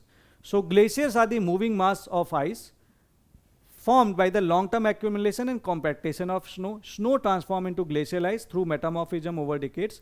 This movement occurs downward under the gravity. Now, Himalayas के जो ग्लेशियर्स हैं, they are also called the third pole. अगर मैं दो poles की बात करूं तो वो कौन से पोल्स हैं? They are the Arctic pole and the Antarctic pole. वहाँ पे आपको क्या मिलता है? In the Arctic and Antarctic pole, you find the ice. Glaciers मिलते हैं बहुत सारे. ठीक है, यहाँ पे भी we have the glacier itself. That is why this is the third pole. So this refers to the Himalayan Tibetan region which contain the largest concentration of glaciers and ice outside the Arctic and Antarctic, having 34,919 glaciers covering 75,779 square kilometers. So this is spread across India, Indus, Ganga and Brahmaputra basin. अब इसके बाद क्या important है कि कौन सा glacier कौन से रीजन में, कुछ इसकी एक्स्ट्रा डिटेल्स हैं, प्लीज़ रीड दैट. मैं आपको बेसिकली ग्लेशियर्स बताते चल रहा हूँ कि कौन सी ग्लेशियर कहाँ पे है, क्योंकि उसी से सवाल मेनली बनते हैं. Siachen glacier, Hispar glacier, Baltoro glacier, Biafo glacier, Khurdopin glacier, K two Austen glacier. This is in Jammu Kashmir and Ladakh region. Siachen glacier की खास बात यह है कि this is the longest glacier. This is the source of the Nubra river. Hispa Glacier, this feeds the Hunja River. Baltoro Glacier, this is the source of Bardo, Sigar and Indus. Biafo Glacier, this feeds the Sigar River. Khurdopin Glacier, this is the source of Simsal River. K2 Glacier, this is near the K2 peak. आगे बढ़ते हैं. Then we have the Remo Glacier and the Machoi Glacier. Himachal Pradesh में कौन कौन से glacier हैं? We have the Barashigri glacier. So Himachal Pradesh में ये सबसे बड़ा है and this is going to feed the Chandra river. This ultimately forms the Chenab. This ultimately joins the Chenab. Then you have the Chota Sigri glacier, which is again in Himachal Pradesh. We have the Beej Kund again in Himachal Pradesh. We have the Surajtal again in Himachal Pradesh. Bhadal glacier and Sonapani glacier. So Beej Kund is the source of Beej river. पूछ सकता है सवाल. Surajtal, this is the source of Bhaga river. Bhadal glacier, this forms the Ravi river system. Sonapani, this is the longest in this range. फिर उत्तराखंड में कौन कौन से glaciers हैं? We have the Gangotri glacier. This is very important because this is the source of Bhagirathi river which is the headwind of the Ganga river. This is largest in the Garhwal. Then we have the Chorabari glacier. This is the source of Mandakini river. So we have the glacier lake outburst in 2013 जिसके चलते वहाँ पे बाढ़ भी आई थी. Then we have the Bandarpunch glacier. This feeds both Ganga and the Yamuna system. You have the Yamunotri glacier. This is the source of Yamuna river. You have the Pindar glacier. पूछ लेगा आप, देखो Yamunotri glacier, this is the source of Yamuna river. कहाँ से यमुना निकल रही है? इसका मतलब उत्तराखंड से निकल रही है. ये आपका साथ ही साथ PYQ भी तैयार होते, मतलब क्वेश्चंस भी तैयार होते चले जा रहे हैं. Pindari glacier, this is the source of Pindari river. Milam glacier, this is the source of Gori Ganga. Khatling glacier, this is the source of Bhilangna river. Then मैं अगर सिक्किम हिमालयाज की बात करूँ तो we have the Zemu glacier, Teesta Khangse glacier, south Lhonak lake and the Rongteng glacier. Zemu glacier they are the last just in the eastern Himalayas. तो कभी सवाल बन जाए कि ईस्टर्न हिमालय में सबसे बड़ा ग्लेशियर कौन सा है? We have the Zemu glacier. This feeds the Teesta river. ये इंपॉर्टेंट है. Teesta Khangse glacier, this is the origin of Teesta. South Lhonak river, this is rapidly extending. Again there was the glacier lake outburst in 2023. Then we have the Rongteng glacier. This is the source of Rathong river. Then ये इसकी location है. Then passes की बात कर लेते हैं. What is a pass? Pass are the high altitude gaps enabling movement across the mountain ranges. So they are the natural solution to the movement of the people. सीधा सा है, mountain नहीं cross करोगे तो we I am going to give you the pass. But in passes के साथ एक problem भी है. पासेस के साथ प्रॉब्लम क्या है कि ऑल द ईयर राउंड ये ओपन नहीं रहते. जब ज़्यादा ही बर्फ पड़ेगी, और बर्फ कब पड़ती है? जब ठंड आती है. ठंड कब आती है? नवंबर दिसंबर के आसपास. तो उस दौरान से लेके मार्च अप्रैल तक बर्फ पड़ी रहती है, तो वो पासेस को क्रॉस करना पॉसिबल नहीं हो जाता. इन्हीं पासेस का एक सॉल्यूशन हमने बनाया टनल के फॉर्म में. और इसीलिए जब भी टनल का टॉपिक आता है तो this suddenly becomes important because tunnels are made as an alternative to the passes, ताकि लोगों का मूवमेंट, व्हीकल का मूवमेंट, ट्रेड का मूवमेंट कुछ भी ना रुके. ठीक है. So Himalayan passes they are the high altitude gaps enabling movement across the mountain range. Some most passes they remain closed from November to Nepal due to heavy snowfall. So historically they are important for trade, pilgrimage, defense and trans-Himalayan contact. The word La means pass in the Tibetan language. Now, what are the various passes? So we have the Mintaka passes, Khunjerab Pass, Umlingla Pass, Banihal Pass, Changla Pass, Khadungla Pass, Jojila Pass, Pensila Pass, Pir Panjal and Rajdang Pass. It is in Ladakh and Jammu Kashmir. ये यहाँ के पास हैं. Mintaka pass, this is an ancient silk route which is across the Karakoram. Khunjerab pass ये CPEC root पे है, China Pakistan economic corridor पे. तो ये पाकिस्तान ऑक्यूपाइड कश्मीर को चाइना से जोड़ता है. उमलिंगला पास ये लद्दाख में है. ये वर्ल्ड का सबसे ऊंचा मोटरेबल रोड पास है. बनिहाल पास की बात कर लूँ तो ये पीर पंजाल में है इन Jammu Kashmir. Now this is bypassed by Jawahar Tunnel and Banihal Kazigudung Tunnel. This is the only railway pass we have. यहाँ से रेलवे चलती है. बाकी आपकी जितनी भी पासेज आप टनल्स की बात करेंगे तो वहाँ से रोड हैं. ये आपकी रेलवे वाली टनल है. Then we have the Changla Pass. This is under Leh, Pongsong, Arsai-Chin route. You have the Khadungla Pass. This is the gateway to Nubra and the Shiok valleys. And then we have the Jojila Pass. This is on the Srinagar, Kargil, Leh link. Then we have the Pensila Pass. This connects Jaskar and Kargil. and then we have the Pir Panjal and the Razdan Pass. So this connects Kashmir, Jammu and Gujraj Valley links. Then we have the Himachal Pradesh के passes जैसे कि आपके बारालाचा पास, we have the Rohtang Pass, we have the Shingolo Pass, we have the Depsa Pass, we have the Pir Parvati Pass, we have the Sipkila. तो ला का मतलब तिब्बत में वैसे भी पास होता है, तो बारालाचा पास कौन से हाईवे पे है? मनाली को लेह से जोड़ता है. रोहतांग पास की बात कर लो तो ये कुल्लू को स्पीति से जोड़ता है through the Lahaul. This is going to be bypassed by Atal tunnel. This is an road tunnel. Then Singpo pass की बात कर लें तो ये जोड़ता है लाहौल को जस्कर से. This is the part of alternate ले रूट. तो ले जाना है तो आप इस पास के थ्रू भी जा सकते हो. Then you have the Debsa pass. This is the shorter Kullu Spiti route. Then we have the Pin Parvati Pass. You have the traditional Shepherd route over here, and then you have the Sipkila Pass.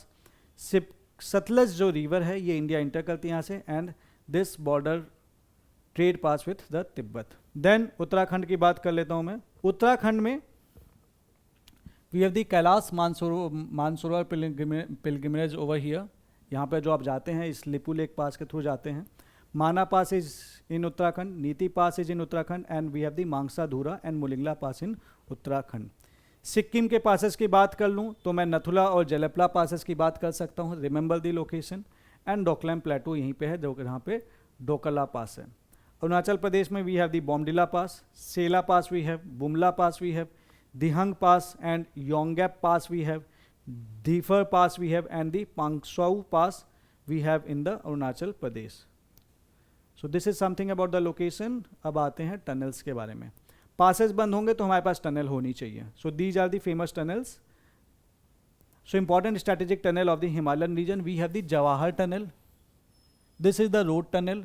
Doctor Shyama Prasad Mukherjee tunnel, जो Z Morh tunnel, Zojila tunnel, Atal tunnel, Shinkula tunnel, Baralacha tunnel, Taglangla tunnel, Umlingla tunnel, Lipu lake tunnel, Sela tunnel and Nechiphu tunnel. ये सारी road tunnels हैं. ये इकलौता अगला जो है ये एक रेलवे टनल है. थोड़ा थोड़ा जान लेते हैं इसके बारे में. It's better you take the screenshot and read.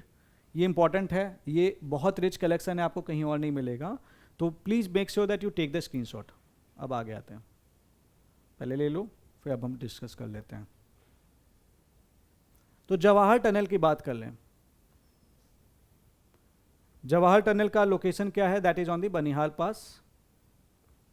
Root is जो है इसका, this is in Jammu Kashmir. This is the oldest all weather road tunnel to Kashmir. This reduced winter isolation of the Kashmir. This is the railway tunnel. Jammu Kashmir में है. ये longest railway tunnel है India में. All weather rail connectivity Kashmir को provide करेगा. श्यामा प्रसाद मुखर्जी, ये जम्मू कश्मीर में है. This is going to provide all weather access to the Kashmir. This Z Morh tunnel, this is on this location, Jammu Kashmir में है. Then you have the Zojila pass, Jammu Kashmir Ladakh में है. Atal tunnel, this is on the Manali Lahaul, Himachal Pradesh में है. This is the world's longest highway tunnel above 10,000 feet. Then you have the Shinkula pass, Shinkula tunnel. Shinkula tunnel is on the Nimu Padum Darcha axis in the Himachal Pradesh Ladakh. Then you have the Baralacha tunnel, Ladakh Himachal Pradesh. Tanglangla tunnel, this is in Ladakh. Umlingla tunnel, this is in Ladakh.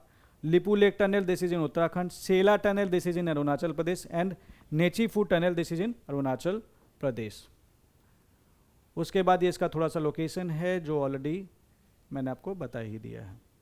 Coming next, important peaks of the Himalayan region. I know this topic is very boring, but क्या करें, facts इतने ज़्यादा हैं. पूछ लेगा एक सवाल, क्या ही करोगे, तो एटलीस्ट फैक्ट्स तो पूरे ही पढ़ने चाहिए. तो मैं कश्मीर लद्दाख रीजन की बात कर लूँ अगर. नाउ ये कश्मीर है, KASHMIR, ठीक है. So we have the mount K2, Nun peak, Kun peak, Harmukh, Saltoro Kangri and the Saser Kangri peak in this region. Then Himachal Pradesh में we have the Reo Purgyil, Hanuman Tibba and the Shilla peak.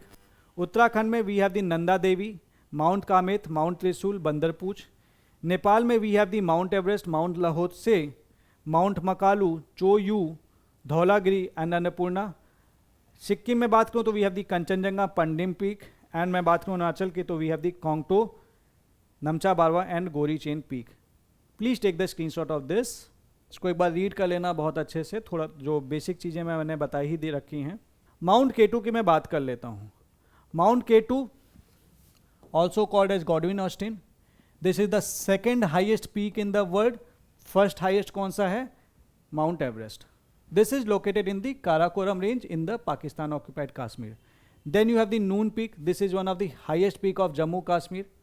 Kun Peak. This is the highest peak of Jammu Kashmir. Harmukh, the sacred mountain over the Ular Lake. This influences Jhelum territories. Saltoro Kangri. This is the highest peak in Ladakh. And then Sasir Kangri. This is the prominent Karakoram Peak. This is the close to Nubra Valley. So basic facts जितने important है मैंने इसमें already mention कर रखे हैं. And Nanda Devi जैसे highest peak, this is completely within the India, ये ध्यान रखना है आपको। Kanchenjunga, this is the highest peak in India, this is shared with Nepal. Nepal has world's 14 peaks above 800 metres, all in central Himalaya. 14 में से 8 पीक जिनकी हाइट आपकी 8000 मीटर से ऊपर है, उसमें से 8 तो नेपाल में ही है। So this is the thing, this is the location. Coming next, the important valleys of the Himalayan region. तो इसमें भी जो सबसे इंपॉर्टेंट बात है वो आपको ये चीज़ें ध्यान रखनी कि कौन सी वैली कौन सी स्टेट में है। उसके आगे जितनी थोड़ी मोड़ी जो डिटेल्स एक्स्ट्रा रिक्वायर्ड है वो मैंने मेंशन कर दी हैं, प्लीज़ टेक द स्क्रीनशॉट। अब जान लेते हैं कौन सी वैली कौन से पे है, क्योंकि क्वेश्चंस इस पे प्राइमली आते हैं। सो जम्मू कश्मीर वैली कहाँ पे है? जम्मू कश्मीर में है। Shyok valley, Nubra valley, Markha valley, Suru valley, Puga valley, Galwan valley, this is in Ladakh. Then Kullu valley, Parvati valley, Kangra valley, Chamba valley, Spiti valley, Lahaul valley, Kinnaur valley, this is in Himachal Pradesh. Valley of flowers कहाँ पे है? This is in Uttarakhand, this is also the UNESCO biosphere reserve. Neora valley कहाँ पे है? आपकी waste Bengal में है। यामथंग valley कहाँ पे है? सिक्किम में है। तवांग वैली कहाँ पे? अरुणाचल प्रदेश में है। So these are the important valleys of the Himachal Pradesh in one single page. अब आते हैं, माउंटेन हमारा ख़त्म हो गया, अब आते हैं हम प्लेन, नॉर्दर्न प्लेन्स के बारे में।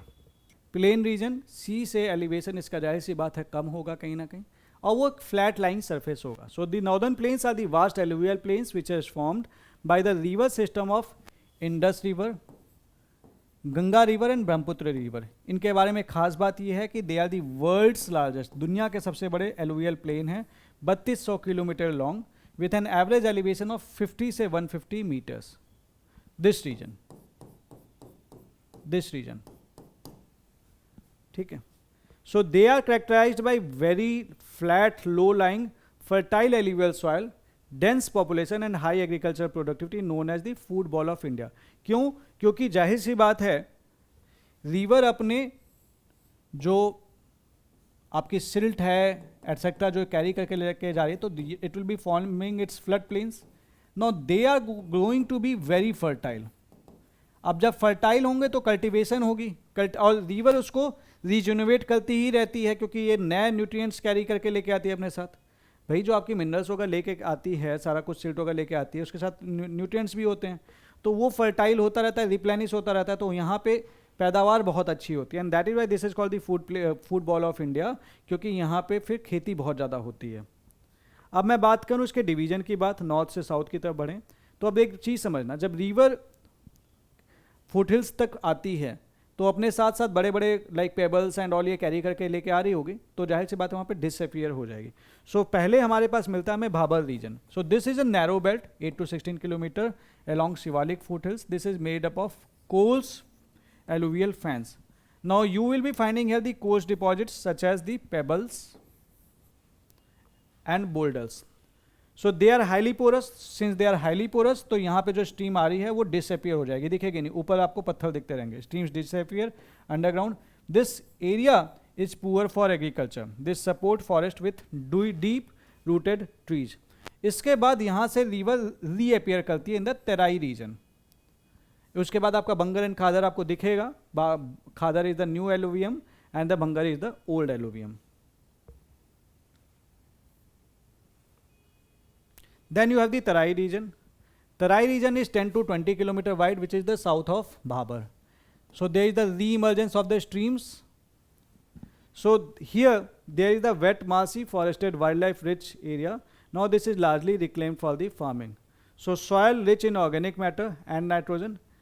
This soil is rich in organic matter and nitrogen. This here you will be finding the dense forest with high biodiversity. जैसे कि तराई रीजन में आपको मिलेगा Jim Corbett in Uttarakhand, Dudhwa national park in UP and Kaziranga national park in Assam. They are located in the Terai region. Alluvial plains की बात कर लें तो हमें दो टाइप के एलुवियम मिल सकते हैं. एक मिल सकता है हमें ओल्ड, एक मिल सकता है हमें न्यू. ओल्ड बहुत पहले बना होगा तो जाहिर सी बात अपनी फर्टिलिटी लूज कर गया होगा तो कैंसिसरस आपको नोड्यूल्स मिलेंगे. सो बंगर कहलाता है वो. तो bhangar is the old alluvium. So there are the terrace like clayey kankar nodules. This is less fertile than khadar. तो fossils are found in the bhangar region. Through its sub types are like bhur and Barind. Then you have the Khadar region. Khadar region you will be finding the new alluvium over here. So they are the floodplains. So they are most fertile. They are renewed annually through the riverine floods. Then Ray and Kallar they are have the saline patches due to capillary rise. तो मुद्दे की बात देखो यार ये है basically कि जो आपके जो रिवर होती है जब अपने जो कोस्ट से ऊपर आती है तो अपने साथ सेडिमेंट्स वगैरह लेके आती है, फ्लड प्लेन में छोड़ जाती है. अब वो जो बिल्कुल पास वाला एरिया है वो तो आपका खादर वाला रीजन बन जाएगा because there is the new alluvium. New alluvium है तो फर्टाइल है. पुराना हो गया, उसका यूज हो गया, न्यूट्रिएंट्स खत्म हो गए तो वो ओल्ड एलुवियम बन गया and that will be called as the Bhangar. Then river के एंड में जब वो समुद्र में मिलती है उससे पहले आपको डेल्टा रीजन मिलेगा. So you have the delta plains. Deltaic features are there. Mangrove forest are there. Rich biodiversity is there. Vast flat low elevation deltas are there. For example Sundarbans. ये मैंने आपको ऑलरेडी बताया था. Coming next we can also study these rivers west से east की तरफ. So we have the western part में अगर देखेंगे तो we have the Punjab, Haryana and Rajasthan plains. So here these plains they spread mainly over the Punjab and Haryana plains and the part of Rajasthan. So they are dominated by the Dobs. What is Doab? Doab is the land between two rivers. Such as we have the Bari Doab. So Bari Doab is between Ravi river and the Beej river. Beej Doab, it is between the Beej river and the Satluj river. Rachna Doab, this is between the Chenab river and the Ravi river. Chaj Doab, this is between the Chenab river and the Jhelum river. Sindh Sagar Doab, this is between the Jhelum river and the Indus river. इस पे सवाल बन सकता है. Please remember this. Take the screenshot. Then this is known as the land of five rivers because we have the five tributaries of the Indus which are flowing through it. We have the Jhelum, Chenab, Ravi, Beej, Satluj and Indus तो flow कर ही रही है. So this is formed by the tributaries of the Indus system. This is highly fertile. हमें intensive agriculture मिलेगा. Average elevation 250 metre है. Erosion is there by chores near the Shivalik. Malwa plains lie south of the Satluj river. Haryana and Delhi they act as the water divide between Indus and the Ganga system. Rajasthan plains की मैं बात करूं तो ये अरावली के waste में है. They include the Bagar, Malwar and the Thar desert. Then मैं बात करूं सेंट्रल पार्ट की. लेफ्ट देख लिया, अब सेंट्रल पार्ट देख लेते हैं. Central part of this extends from the Ghaggar river to the Teesta river. Then this covers the part of the Haryana, Delhi, Uttar Pradesh, Bihar, Jharkhand and West Bengal. तो यहाँ पे हमें upper, middle and lower Gangetic plains मिलते हैं. Upper Gangetic plain, so they have the Rohilkhand, Ganga Yamuna Doab, Yamuna Chambal ravines. Middle में we have the Awadh, Mithila and Magad, and lower में we have the West Bengal, Bangladesh, braided channels. So features are like meander, oxbow lake, sandbars, braided streams हमें मिलती हैं. Then we have the eastern part of the plains, that is the Brahmaputra plain. So we have, अगर इसकी बात करूँ तो they are located mainly in the Assam valley. They are bounded by the eastern Himalaya. We have the Patkai, Naga, Garo, Khasi, Jaintia hills in this region. अब ये सारी चीज़ें देखो, चाहे हम प्लेन्स के को लेके बात कर लें, चाहे हम ऐसे बात कर लें, तो जो लोकेशन है तो चेंज नहीं होगा, तो उसका नाम ऑटोमेटिकली यहाँ पे आ जाएगा. So this is characterised by the frequent floods, braided channels, riverine island such as char, chapori. We have the Majuli island over here. This is the world's largest inhabited riverine island. Riverine island का मतलब क्या हुआ कि river के बीच में land है और उस लैंड पे लोग रहते हैं. मतलब लोग रहेंगे तो इनहैबिटेड कहलाएगा. मतलब बेसिकली रिवराइन आइलैंड का मतलब हो गया कि एक नदी है, इसके बीच में लैंड है एंड दिस इज देयर. तो वी हैव द मजुली, इसका एक एग्जाम्पल है. इसकी खास बात यह है कि नदी के बीच में बन रहा है. आइलैंड का मतलब केवल ये नहीं है कि आपका लेट्स से कि समुद्र के बीच में बनेगा, नदी के बीच में भी बन सकता है. Any land body that is surrounded completely by the water. From all its side is an island. So Brahmaputra bends sharply south of Dhubri before entering the Bangladesh. So this are the some of the facts that you should be knowing. Then Indian deserts की बात कर लें तो अरावली के इधर में you have the Thar desert, you can see. So these are located northwest of the Aravali range in Rajasthan. तो mainly Rajasthan में आपको deserts मिलेंगे. They extend into Pakistan or the Sindh region. They are locally known as Marusthali, that is the land of death. Marusthali. They form the western margin of Indian Peninsular Plateau. Peninsular Plateau इधर से आपका ये जो पूरा area है, that is the Peninsular Plateau. तो इसका western margin ये आपको डिजर्ट मिल जाएगा. डिजर्ट में एक खास बात ये होती है कि there is the aridity. Aridity मतलब बेसिकली आपका जो मॉइस्चर है वो कम है. मॉइस्चर कम है तो जाहिर सी बात है कि विंड का जो इरोजन होगा वो ज़्यादा होगा, तो विंड एक्शन आपको ज़्यादा मिलेगा. तो यहाँ के जो लैंड फीचर्स हैं वो आपको विंड से इंस्पायर्ड मिलेंगे. सो जियोलॉजिकल हिस्ट्री के बारे में बात कर लेते हैं थोड़ा सा. They are believe to have submerged under the sea under during the Mesozoic era. मतलब हम ये मान के चल रहे हैं कि वो मीसोजेइक एरा के टाइम पे वो समुद्र के अंदर में सबमर्ज थे. अब वो समुद्र के अंदर में सबमर्ज थे, हम ये कैसे प्रूव करेंगे? कुछ एविडेंसेस के बेसिस पे. एविडेंस क्या होगा? जो समुद्र का होगा. कुछ ऐसा ही एविडेंस हमें डेजर्ट्स में मिलता है. Like we have the wood fossil at Atal and marine deposit at Brahmsar Jaisalmer. जो हमें समुद्र में मिलना चाहिए था वो हमें यहाँ मिल रहा है. तो हम ये मान के चल रहे हैं कि ये कभी डूबा रहा होगा. आज की डेट में ये डिजर्ट है. जियोलॉजिकल स्ट्रक्चर की बात करें तो अंडरलाइंग रॉक स्ट्रक्चर इसका, this is an extension of peninsular plateau, mainly gneiss, granite and schists. तो ऊपर बालू, नीचे ये सब. Despite ancient rock, surface relief is young and this is shaped by physical weathering such that the thermal expansion and exfoliation. Exfoliation आपको पता है rocks होगा को भाई क्या कहते हैं, थर्मल हीटिंग होती है, फिर उसके बाद फिर ठंडा होता है, फिर होती है तो ऊपर का जो वो जो परत बाई परत वो निकलता चला जाता है, तो हम बोलते हैं एक्सफोलिएट हो गया. And wind erosion and deposition is there. तो रिलीफ एंड टोपोग्राफी मैंने आपको बताया था कि विंड के एक्शन से क्या बनता है डेजर्ट्स में. So this is characterised by undulating sandy plains with dominant landforms like longitudinal sand dunes. Sand dunes are formed, barchans would be you would be seeing here. ये सारा मैंने आपसे फिजिकल ज्योग्राफी में कवर करा रखा है. बलचांस, crescent shape dunes, इस type का जो शेप होता है, this is the crescent shape with horns pointing downwind. Interdunal plains we have here. Oases we have here, like the fertile patches with the groundwater availability mainly in the southern Thar, for example Khimsar in Nagaur. So surface features are shaped mainly by the wind. So this is the thing. Then drainage system की बात कर लूँ तो यहाँ का drainage system जाहिर सी बात है aridity के चलते that is going to be very poorly developed. So rivers are ephemeral. Ephemeral मतलब क्या कि rivers they flow only during the short rainy period. So many streams disappear into the sand after flowing short distance. So they end in lakes or playas. They indicate the inland drainage system. For example, we have the Luni River, जो कि originate करती है Aravalli range में. This is saline in its lower course and its flow southwest and drains into the Rann of Kutch.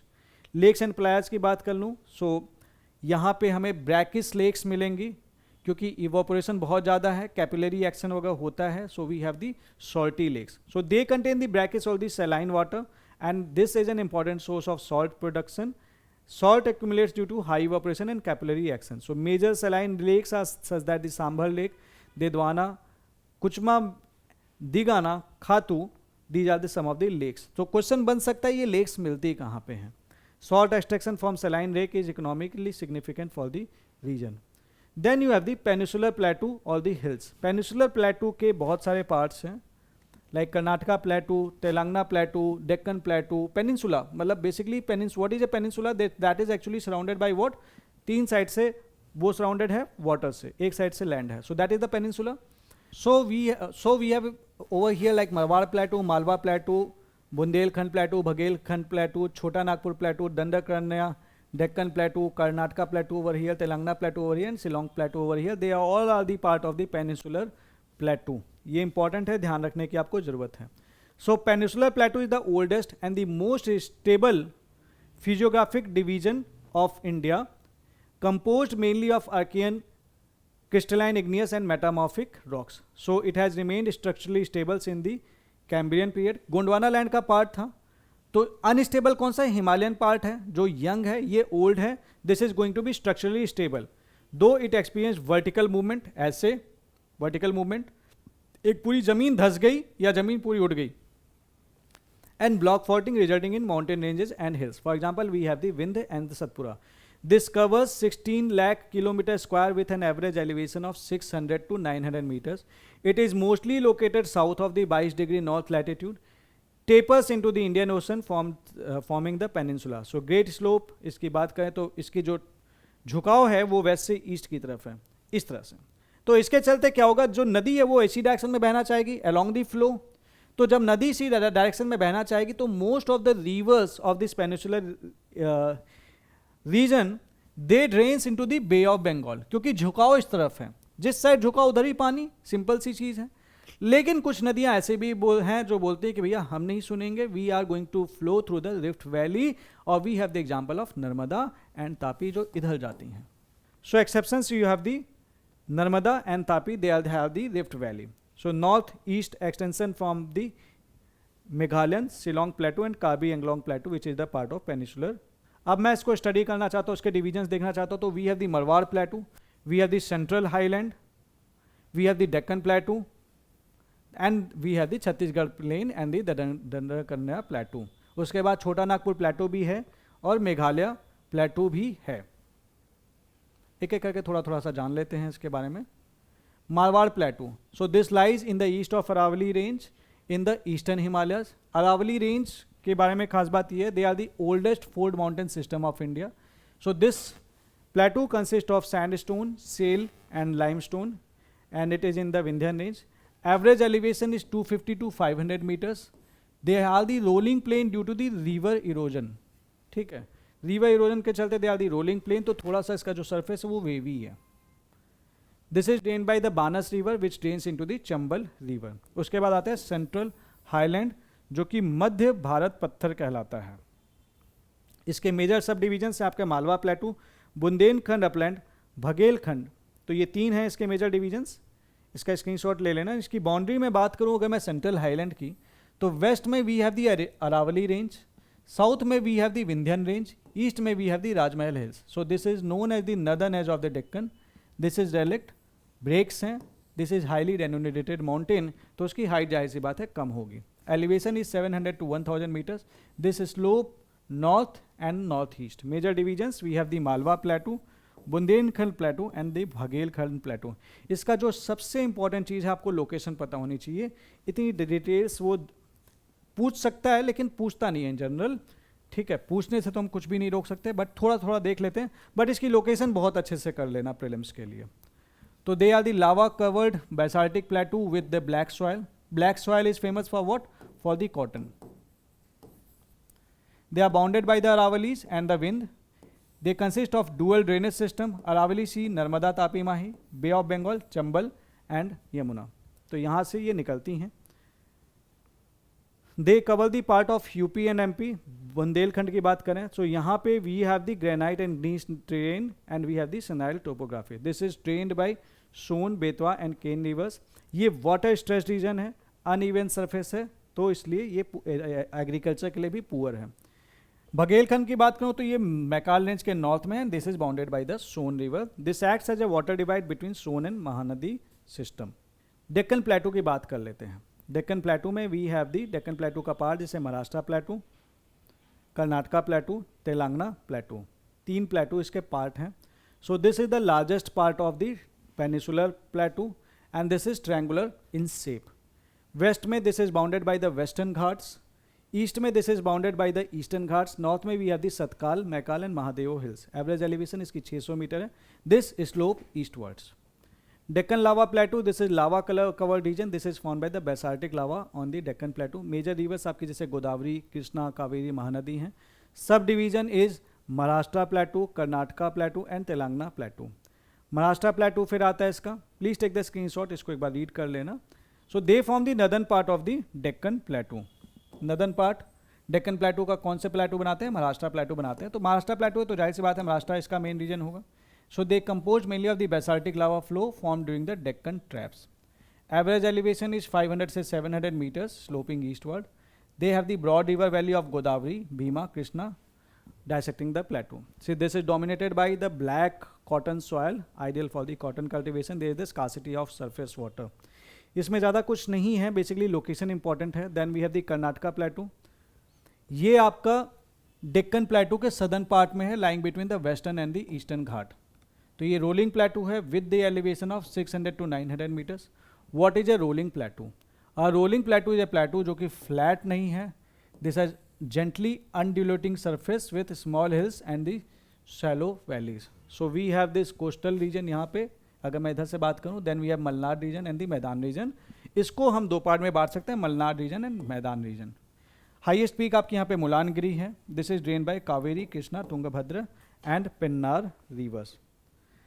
Then you have the Telangana plateau. Telangana plateau, this is the part of Deccan plateau. This lies between Maharashtra plateau and the Karnataka plateau. Average elevation 500 से 600 metre है. Gentle slope है. Physiography, this is dominated by peneplains, high hillocks and residual hills. ये इतना पूछेगा नहीं वैसे आपसे. Chhattisgarh plain and Dandakaranya plateau. Chhattisgarh plains के बारे में बात करूँ, नाउ ये इंपॉर्टेंट है, they are the only true plain of the within the peninsular plateau. तो प्लेटू में अगर प्लेन चाहिए तो छत्तीसगढ़ प्लेन है. A true plain is a perfectly flat and level land surface with very little or no variation in height. ये important है. So what is a true plain? ये perfectly flat and level land surface है और यहाँ पे little or no variation है height में. That is the low lying fertile basin of the Mahanadi river. So this has a saucer shape depression with elevation 250 to 330 metres. Rich alluvial soil है यहाँ पे मिलती हैं हमें. So this is an area that is highly productive for the agriculture. This is known as the rice bowl of India due to extensive paddy cultivation. Dandakaranya plateau के बारे में बात कर लेते हैं थोड़ा सा. तो ये छत्तीसगढ़ प्लेन के साउथ में है. This form the part of peninsular plateau. Bastar plateau Dandakaranya plateau का सब पार्ट है. This represents a higher rugged plateau region in contrast to the plain. They are characterized by dense forest, hills and tribal dominated areas. Abujhmarh hills, they form an important highland here. उसके बाद आते हैं छोटा नागपुर प्लेटू. इधर में देखो we have the Ranchi plateau, इधर में देखो you have the Hazaribagh plateau. So this is the north east projection of peninsula. Gondwana rocks are found over here that this is rich in minerals and coal. Radial drainage की बात करें तो यहाँ पे आपको दामोदर, सुबर्णरेखा एंड कोयल लेवल्स मिलेंगी. यहाँ पे छोटा नागपुर प्लेटू का पार्ट है Hazaribagh plateau, Ranchi plateau and Rajmahal hills. अब बात कर लेते हैं मेघालय प्लेटू की. Meghalaya plateau this region. So they are the eastward extension of the peninsular plateau beyond Rajmahal hills. ठीक है. So Meghalaya plateau is not the part of Himalayas. They are the part of the peninsular plateau. तो कुछ भी यहाँ पे मिल जाए तो ये मत मान लें कि वो हिमालय का ही पार्ट है, ये गड़बड़ कर देंगे आप. They are separated by the Garo Rajmahal gap, Malda fault or the Malda gap. It includes Meghalaya plateau and the Karbi Anglong plateau. Karbi Anglong hills and this one the Meghalaya plateau. Meghalaya plateau is subdivided into Garo, Khasi and Jaintia hills. Highest point है यहाँ पे मौसिम this Shillong peak. Nokrek peak आपको यहाँ पे मिलती है. This is the highest peak of the Garo hills. You have the Nokrek biosphere reserve over here. You have the Cherrapunji और the Mawsynram over here. There is the extreme high rainfall over here. There is the intense erosion and bare rocky surface. तो ये चीज़ है about the Meghalaya प्लेटू. Then we have the mountain ranges and hills of the peninsular plateau. इनकी general characteristic के बारे में पढ़ लेते हैं. Now the peninsular hills, they are the relict hills, remnant of the ancient folded and faulted structure. Faulting कब होता है? जब एक पर्टिकुलर जो आपका लैंड एरिया होता है पूरा धंस गया तो फॉल्ट बन गया, या फिर कंप्रेशन के चलते देयर इज द फोल्डिंग क्योंकि ब्रेकेज नहीं हुआ. So they are formed due to denudation over the million of years. Along the river valleys they are formed and they separate different plateaus. Aravalli range की बात कर लेते हैं. अरावली रेंज की बात करूं मैं अगर तो it extends 800 kilometre from the Palampur that is Gujarat to Delhi region north east direction. इस साल ये इंपॉर्टेंट है क्योंकि Aravalli range was in news. These are the oldest fold mountain in India and among the oldest in the world. That is the pre Cambrian age. Average elevation 400 से 600 metre है. सम peaks 1000 metre तक की भी height है. This is prominent in Rajasthan. This become discontinuous beyond Ajmer. You have the Guru Shikhar peak on the Mount Abu, which is the highest peak of Aravalli range. Now this acts as a climate divide. western side is arid, and the eastern side receive comparatively more rainfall. So this plays a crucial role in checking desert expansion eastward. This is the source of rivers like Banas, Luni, and Saraswati, and this is rich in mineral resources like copper, zinc, and marble. Then we have the Vindhya range. Vindhya mountain is an example of block mountains. What are the block mountains? Block mountain, they are formed when large crustal blocks are raised between faults due to tectonic forces. Now that runs east से west from Gujarat, Madhya Pradesh to Bihar with an average elevation of 300 to 650 meters. Northern slopes इसके gentler हैं, southern slopes steeper हैं. तो जाहिर सी बात है, they have the steep escarpment along the Narmada Son trough. They extend in the east as the Kaimur and the Bhandev hills. They are made up of horizontally bedded sedimentary rocks. Sedimentary rocks से Vindhyan range आपकी बनी हुई है. This is rich in limestone, sandstone and building stones. They act as a watershed between the Ganga and the peninsular river.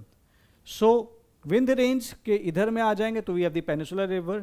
North में चले जाएंगे तो we have the Ganga river system. So this acts a watershed division की तरह से काम करता है. Rivers like Chambal, Betwa, Ken originate close to Narmada. So if you see this image we have the Vindhya range and then we have the Satpura range. बीच में बह रही है आपकी नर्मदा. सतपुरा रेंज की बात कर लें, इनका नाम का मतलब होता है 7 mountains. This consist of basalt lava flow in the western part.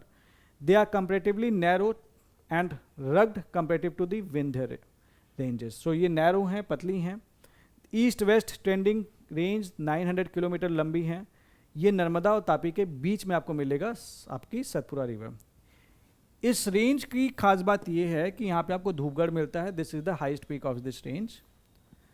This is the source, this range, particular range, this is the source of important rivers like Tapi, Son, Wardha and Wainganga. Here you will be finding the dense forest that are rich in teak and sal. An important wildlife region this is like Amarkantak and Panchmarhi Biosphere Reserve. Amarkantak, which is known for its radial drainage, is a major water divide found in this range. Okay, ये देख लीजिए, थोड़ा सा इसका वो देख लेते हैं. जैसे कि आपकी विंध्य माउंटेन रेंज है, यहाँ आपका मालवा प्लेटो, आपके Vindhyan hills, we have the Bhanrer hills, Kaimur hills, ये आपकी मैकाल हिल्स हैं. नर्मदा रिवर इधर फ्लो कर रही है. भगेलखंड प्लेटू इधर है, सोन रिवर इधर निकल रही है. We have the Vindhyachal mountain range आपकी ऐसी बनी हुई है. Then we have the Maikal hills, यहाँ पे आपके महादेव हिल्स हैं. सतपुरा रेंज है. नर्मदा रिवर इधर से आप महादेव हिल्स के इधर से होते हुए तापी रिवर आ रही है. सतपुरा माउंटेन रेंज यहाँ पे आपको अजंता हिल्स मिलेंगे. यहाँ से आपकी सोन रिवर मिल रही है, यहाँ से सिवंता रिवर निकल रही है. This is something about this Satpura mountain range. बाकी बचा हुआ इसमें देख लेते हैं जो ये इंडिया का एनसीईआरटी का मैप है. You have the Vindhya range over here. Malwa प्लेटू यहाँ पे है. सतपुरा रेंज यहाँ पे है. नर्मदा आपकी इसके बीच से निकल रही है. तापी सतपुरा रेंज के साउथ से निकल रही है. ठीक है. You have this Deccan प्लेटू. इधर से मैं आऊँगा तो यू हैव दी वेस्टर्न घाट, और इधर मैं बढ़ जाऊँगा तो you have the western coastal planes. इधर से मैं आऊँगा तो ईस्टर्न घाट है हमारे. इधर से मैं बढ़ जाऊँगा तो you have the eastern coastal planes.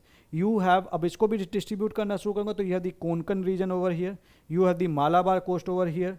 इस इधर मैं बढ़ जाऊँगा तो you have the Coromandel coast over here. You have the northern Circars over here. So ये सारी चीज़ें इंपॉर्टेंट हैं अभी के लिए फिलहाल. Then we have the western Ghat and the eastern Ghat. Western Ghat ये डेक्कन प्लेटू का जो वेस्टर्न वाला रीजन है वो वेस्टर्न घाट बनाते हैं. ईस्टर्न रीजन जो है, ईस्टर्न पार्ट जो है पेनिसुलर प्लेटू का, वो बनाता है आपका ईस्टर्न घाट. तो अगर मैं बारी बारी बात कर लेता हूँ. So western Ghat they form the western edge of the Deccan plateau. 6 states ये कवर करता है. सवाल इस पे बन जाता है कि कौन कौन से स्टेट्स में वेस्टर्न घाट हैं. तो you have the Gujarat, Maharashtra, Goa, Karnataka, Kerala and Tamil Nadu. Now this is also from the north to south, तो ये आपको भी पता होना चाहिए. Western Ghat they are more continuous and they are higher than the eastern Ghats. तो कंटिन्यूअस हैं तो डायसेक्टेड नहीं है.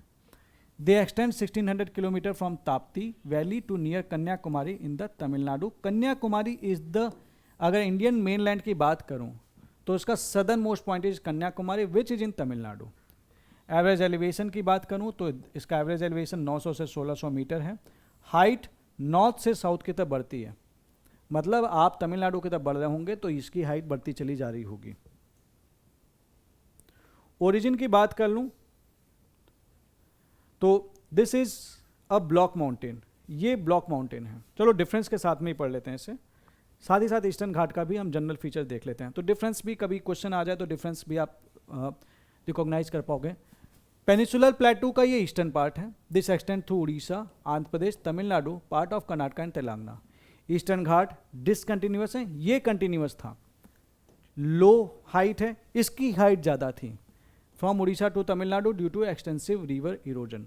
It's true mountain character between Mahanadi and Godavari. अब ये दोनों कहाँ पे मिलते हैं? नीलगिरी हिल्स पे मिलते हैं, वेस्टर्न घाट एंड ईस्टर्न घाट।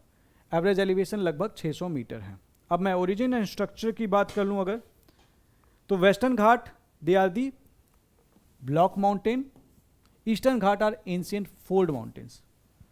ये fault, this is a fault escarpment of the peninsular plateau formed due to subsidence of the landmass between India and Madagascar into the Arabian Sea। मतलब इंडिया और Madagascar के बीच में जो landmass था वो धंस गया, पानी से भर गया, तो that is why this is the fault escarpment हम इसे कहते हैं। सो इसलिए इसका वेस्टर्न वाला साइड कहीं ना कहीं स्टीप स्लोप है इसमें, एंड ईस्टर्न साइड में आपकी gentle slope है। So this is one of the main reason for no delta on the western coast. You have the steep gradient, so fast flowing rivers यहाँ से बहती हैं, short coast from source to sea, and you have the low sediment load over here. Eastern घाट की बात कर लूँ तो ये ancient fold mountains हैं pre-Cambrian age के। They are formed mainly due to the tectonic movement and the uplift of the peninsular plateau। अब ये सारी चीज़ें मैंने आपको फिजिकल ज्योग्राफी में कवर करा रखी है, सेम चीज़ प्रोसेस वही हो रहा है। Eastern Ghat are the true fold mountains. They are formed by the squeezing. However, they currently sit on a coastline that was formed by the faulting, that is rifting. So there is the continuous process of weathering and erosion, which is dissected by the east flowing river like Godavari, Krishna, Mahanadi and Kaveri, which reduced their height and made them discontinuous. Hence, Eastern Ghat represent a relict mountain system of the peninsular plateau. अब मैं बात करूँ division of the mountain range की, तो north west Himalaya they form from Tapti to Goa. They are also called the Sahyadri. They are composed of the Deccan Traps। इनकी average height आपकी 1200 metre है। Important peaks we have like mount Kalsubai, Salher, Mahabaleshwar, Harishchandra, and important passes you have over here as the Thalghat and Borghat. तो इनका division wise मैं अगर बात करूँ western Ghats की, तो we have the northern western Ghat, you have the middle western Ghat, you have the southern western Ghat. Middle में आए तो मिडिल वेस्टर्न घाट में you have the Goa to Nilgiri, यहाँ पे आपको डेंस फॉरेस्ट मिलेंगे। This area is deeply डायसेक्टेड।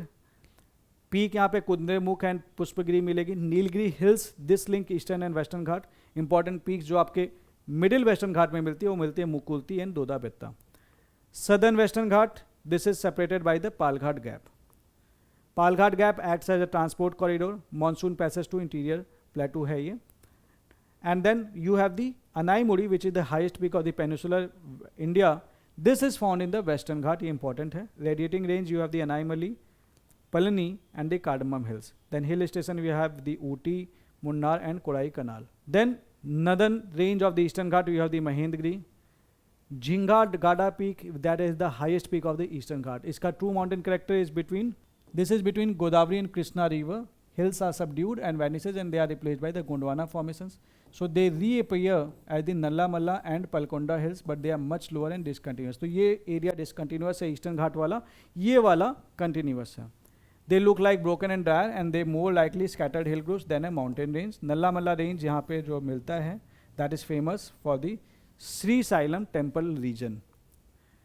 Southern extension की बात करूँ मैं अगर, तो we have this Javadi, Sevroy, Pachmarhi in over here and this is the thing. So अगर उसके बाद फिर आ जाते हैं पासेस के बारे में। So we have some of the important passes such as Bhorghat, Thalghat, Palghat, Shencottah pass, ये चार तो बहुत ज़्यादा इंपॉर्टेंट हैं। देन यू हैव द अरिया कावू पास, पेरम बादी पास एंड द तमहीनी घाट। ये इनका लोकेशन है। Like Borghat is in Maharashtra, Thalghat is in Maharashtra, Palghat is in Kerala, Tamil Nadu को कनेक्ट करता है। सेनकोट्टा पास केरला तमिलनाडु के बीच में है। Aryankavu pass in between Kerala and Tamil Nadu, Perambadi pass between Kerala and Karnataka, and then Tamhini Ghat in Maharashtra. So important है, इसे बस लोकेशन वाइज याद रख लेना, इतना ही सवाल बनेगा।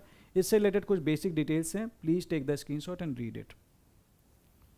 कोस्टल प्लेन्स पे आ जाते हैं, घाट्स के बाद आ जाती है हमारे कोस्टल प्लेन्स के बारे में बात, एंड उसके बाद आइलैंड के बाद देन ये टॉपिक खत्म हो जाएगा।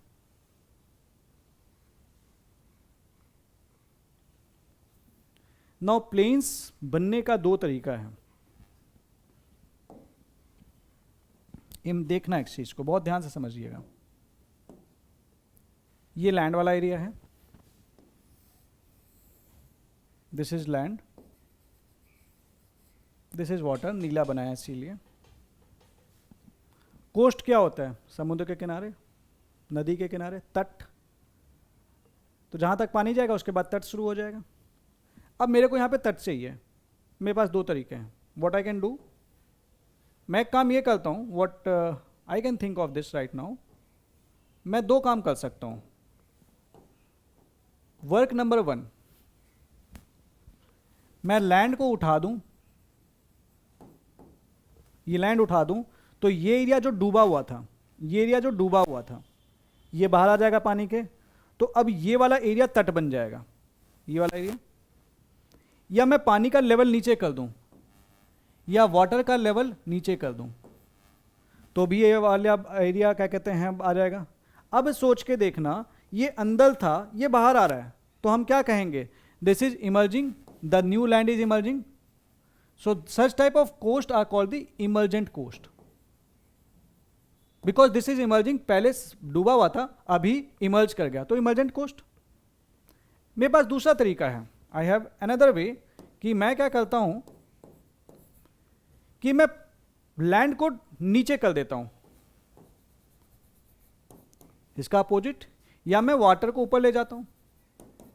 यानी कि जिस एरिया पे जहां पे ये सनलाइट पड़ रही थी, इस एरिया, अब ये एरिया डूब गया, अब ये एरिया डूब गया, तो ये नया कोस्ट बन गया। ऐसे केस में जो कोस्ट बना वो डूब के बना है, डूबने के चलते बना है। So we will be saying that we have this submergent coast. ये टर्म आएंगे, इसलिए आपको इसका मतलब पता होना चाहिए, ठीक है। So coastal plains they are formed by the river borne alluvial deposit and they are stable like the peninsular plateau. India के कोस्ट लाइन की पहले बारे में बात कर लेते हैं कि what about the length of India's coastline? This is 11,098 kilometre, जिसमें 7870 kilometre is of the mainland and 3228 kilometre is on the island. अब longest coast line of the, अगर इंडियन स्टेट्स वाइज बात करें तो गुजरात में लॉन्गेस्ट कोस्ट लाइन है। Total बात करेंगे, यूनियन टेरिटरी को भी लेके बात करेंगे, तो we have the Arunachal Pradesh. Length wise आपको याद होना चाहिए, इस पे सवाल कभी भी बन सकते हैं। गुजरात की कोस्ट लाइन है तमिलनाडु से बड़ी, तमिलनाडु की बड़ी है आंध्र प्रदेश से बड़ी, आंध्र प्रदेश की बड़ी है महाराष्ट्र से, महाराष्ट्र की बड़ी है वेस्ट बंगाल से, वेस्ट बंगाल की बड़ी है केरला से, केरला की बड़ी है उड़ीसा से, उड़ीसा की बड़ी है कर्नाटका से, कर्नाटका की बड़ी है गोवा से। और गोवा की जो कोस्ट लाइन है वो सबसे छोटी है in terms of state. Then हमारी लक्षद्वीप की कोस्ट लाइन है, देन दमन दीव है, एंड देन पुदुचेरी की कोस्ट लाइन है जो सबसे कम है। कई बार हमारे सामने आता है लक्षद्वीप, हम लक्षद्वीप मार देते हैं, नहीं, दिस इज द पुदुचेरी जिसकी कोस्ट लाइन सबसे कम है, ये आपको पता होना चाहिए। So longest coast line among states, this is Gujarat, shortest coast line you have the Puducherry, इसमें गलती मत करना। Now the origin and nature of the Indian coastline. So these coastline are formed due to Gondwana faulting near the Cretaceous period. Indian coast is less indented, मतलब कि इंडेंशन ये होता है जैसे कि, तो ये नेचुरल हार्बर्स बनने में हेल्प करता है। और इसकी ही अभी हमने जो चूँकि मेजरमेंट किया है, तो मेजरमेंट करने के चलते जो हमने जो अपनी ये वाली भी कोस्ट लाइन मेजर की, इसके चलते हमारी जो ये लेंथ है ये बढ़ गई है, अभी रिसेंटली रिवाइज की गई थी। So Indian coast is less indented, hence fewer natural border harbors compared to the Europe. Indented coastline अगर इस तरह से रहेगी, this favors the port formation of, leading to the formation of, obvious सी बात है, creeks, estuaries, inlets वगैरह होते हैं जिसके चलते हमारे ports बनाना आसान हो जाता है। अब coastline दो टाइप की हो सकती है, coastline of emergent, coastline of submergence. So emergence वाली, this is caused by the uplift of the land or the fall in the sea level. Example, Coromandel coast and the Malabar coast. So you will be finding here bars, spits, lagoons, etc. This one. Then you have the coastline of submergence. Submergence की बात करते हैं, this is caused by the subsidence of land or the rise in sea level. Example is the Konkan coast. This support the natural harbor. Then समझ लेते हैं इसके बारे में थोड़ा सा। सो इंडियन कोस्टल प्लेन्स की अगर मैं बात करूं तो मैं इसे दो पार्ट में बांट सकता हूं। वेस्ट साइड में western coastal plain, east side में eastern coastal plain. Western side के बात कर लूं मैं, तो we have the narrow coastal belt in the western region, they are mostly submerged coast, but they are also emergent in Kerala So this runs from the Rann of Kutch in Gujarat to Kerala. They are narrow in the middle, broader in the north and south, and average width इसकी 65 kilometre है. यहाँ पे आपको major deltas नहीं मिलते हैं. Eastern coast की बात कर लूँ, they are emergent in character, जो मैंने अभी आपसे ये वाली बात की थी. Then they are the emergent coast with broad and the flat relief. तो stable plains are formed due to land uplift or the fall in sea level. Extent की बात कर लूँ तो this extends from Subarnarekha to Kanyakumari in Tamil Nadu. River pattern की बात कर लूँ, so this is the long river with the gentle slope, well developed delta है, Mahanadi, Godavari, Krishna and Kaveri, making it broad and wide. Important ports की बात कर लूँ तो यहाँ पे हमें सबमर्जेंट कोस्ट मिलेंगे, यहाँ पे इमर्जेंट कोस्ट मिलेंगे, जो मैंने भी बताया आपको. Submergent coast making it suitable for good natural ports, emergent coast with very wide continental shelf making port development difficult. तो ईस्टर्न पार्ट में पोर्ट का डेवलपमेंट थोड़ा डिफिकल्ट है, वेस्टर्न पार्ट में डिफिकल्ट उतना नहीं है. यहाँ के जो इंपॉर्टेंट पोर्ट्स हैं, we have like Kandla, Mumbai, Jawaharlal Nehru port, that also called the Nhava Sheva, Marmagao, Mangalore, Cochin. Eastern part में कर लें तो you have only the few natural harbours such as due to the shallow sea, for example the Visakhapatnam and Chennai. Sub divisions पे आते हैं. अब आते हैं इसके सब डिवीजन के बारे में. So western coastal plains we can divide it into the Kutch and the Kathiawar, Gujarat plains, Konkan plains, Karnataka coast and the Kerala plains. और इधर के बारे में आ जाते हैं ईस्टर्न कोस्ट के बारे में, तो we have the Utkal plains, you have the Andhra plains, you have the Tamil Nadu plains and the Coromandel coast and the Payan Ghat. इसके बाद इंपॉर्टेंट हो जाता है आपका इंडियन आइलैंड. हमारे दो मेजर आइलैंड ग्रुप्स हैं, आप जानते हैं, अरेबियन सी में लक्षद्वीप, बे ऑफ बंगाल में हमारे पास है अंडमान एंड निकोबार. तो इनके बीच कुछ डिफरेंस होगा. लक्षद्वीप आइलैंड के बारे में जब मैं फिजिकल ज्योग्राफी के बारे में बात कर रहा था तो कोरल आइलैंड की बात की थी, तो लक्षद्वीप की भी बात की थी आपसे. So Lakshadweep island they lies in the Arabian sea, 280 से 480 kilometre off the Kerala coast. Number of islands यहाँ पे 36 हैं एंड कैपिटल इसकी कहाँ पे है, Kavaratti. Type of island, this is entirely coral island, atolls and reefs यहाँ पे मिलते हैं. I had discuss this during the physical geography. Extent of latitude 8 degree north to 12 degree north में है. This is associated with reunion hotspot volcanism. Nature is flat topography with very low elevation, highly vulnerable to sea level rise. Andaman and Nicobar की बात कर लें तो दे lies in the bay of Bengal. Total number of island यहाँ पे 572 with the capital at Port Blair at the south Andaman island. So origin की बात कर लें, अगर इसके ईस्टर्न जो आपके अंडमान एंड निकोबार है, they are form due to collision of Indian plate and the Burma minor plate. They are the southward extension of the Arakan Yoma और the Purvanchal hills. Nature, they are tectonically active and there is the presence of volcano like Barren volcano you will be finding in Andaman and Nicobar. That is the only active volcano of India. And then you have the Norkandam hills which is dormant and the extinct volcano. ये थोड़ा सा देख लेते हैं, ये important हो जाता है आपके लिए, दिस वन स्पेशली. अगर मैं बात करूं north Andaman, you have the north Andaman. Andaman and Nicobar को north Andaman, south Andaman, little Andaman, this is the Andaman. Then Nicobar में जो है आपका Car Nicobar and the great Nicobar. Andaman and Nicobar को सेपरेट करता है 10 degree channel. This is a PYQ, ये पूछ रखा है.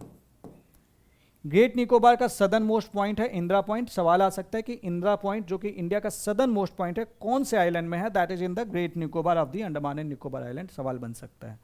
Little Andaman and south Andaman को सेपरेट करता है आपका Duncan passage and south Andaman में ही है आपका port Blair.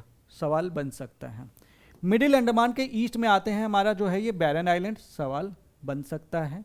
And then you have the Narcondam hills over the north Andaman के पास में. एंड म्यांमार को अंडमान एंड निकोबार सेपरेट करता है कोको स्ट्रेट से. So this is an important, please take a screenshot and make sure that you remember all the facts that are given in this map. So आते हैं अब हम इसके बारे में थोड़ा सा, इसके जो अंडर लक्षद्वीप वाले इंपॉर्टेंट आइलैंड्स हैं. तो earlier name was लक्काद्वीप, Minicoy and Amini द्वीप आइलैंड. लार्जेस्ट आइलैंड इसका एंड्रॉट है. नदर्न मोस्ट आइलैंड इसका अमिनी द्वीप है. सदर्न मोस्ट आइलैंड इसका मिनिको है. Only airport at the Agatti island. Other important island are Amini and Cannanore. Then Andaman Nicobar की बात कर लें तो अंडमान नॉर्थ में, निकोबार साउथ में. अंडमान आइलैंड की बात कर लें तो इसमें दो, we have around 200 closely knit island with the major divisions like great Andaman, little Andaman. Saddle peak यहाँ पे हमें मिलते हैं which is the highest peak of Andaman and Nicobar. Nicobar island की बात कर लें, so this consist of 7 major large and many small island. Car Nicobar, this is the northern most. Great Nicobar, this is the largest and the southern most island, and this is lies close to the Sumatra. Important channel से important हो जाता है। Lakshadweep side में 11 degree channel, 9 degree channel and 8 degree channel. 11 degree channel, this is between Amini Devi and Kannur. 9 degree channel, this is between Lakshadweep and Minicoy. 8 degree channel between Minicoy and the Maldives. Then we have the Duncan Passage, which separates Little Andaman and the South Andaman. 10 degree channel important है, this separates Andaman and Nicobar. Saint George Channel, this is between Little Andaman, Nicobar and the Great Nicobar, and the Great Channel between Great Nicobar and the Sumatra Island, which is the part of Indonesia. कुछ important islands हैं, just you can take the screenshot, like Bet Dwarka island जो कि गुजरात में है। This is one of the 4 Dhams of Hindu pilgrimage. This separated due to the marine erosion. ये आपके Arabian सी coast वाला घाट मतलब आपका आइलैंड है। बे ऑफ बंगाल वाला ईस्ट में है। Aliya Bet island, this is in Arabian coast, it's in Gujarat. Bay of Bengal वाले कोस्ट पे like you have the New Moore island and the Ganga Sagar island, they are the famous one. Then अगर मैं वेस्टर्न कोस्ट की बात करूं तो you have the Diu island in Gujarat, you have the Salsette island in Maharashtra, Elephanta island in Maharashtra, Butcher island in Maharashtra, Saint Mary island in Karnataka, Vallarpadam island in Kerala and Willingdon island in Kerala. अगर मैं बे of Bengal coast की बात करूं तो you have the Abdul Kalam island in Orissa, यहाँ पे Bhitarkanika national park पास में है, and this is the India's only missile testing center. Nalabana Island, this is located in Chilka Lake and this is famous for Nalabana Bird Sanctuary. Then you have the Hope Island. Then you have the Sri Harikota,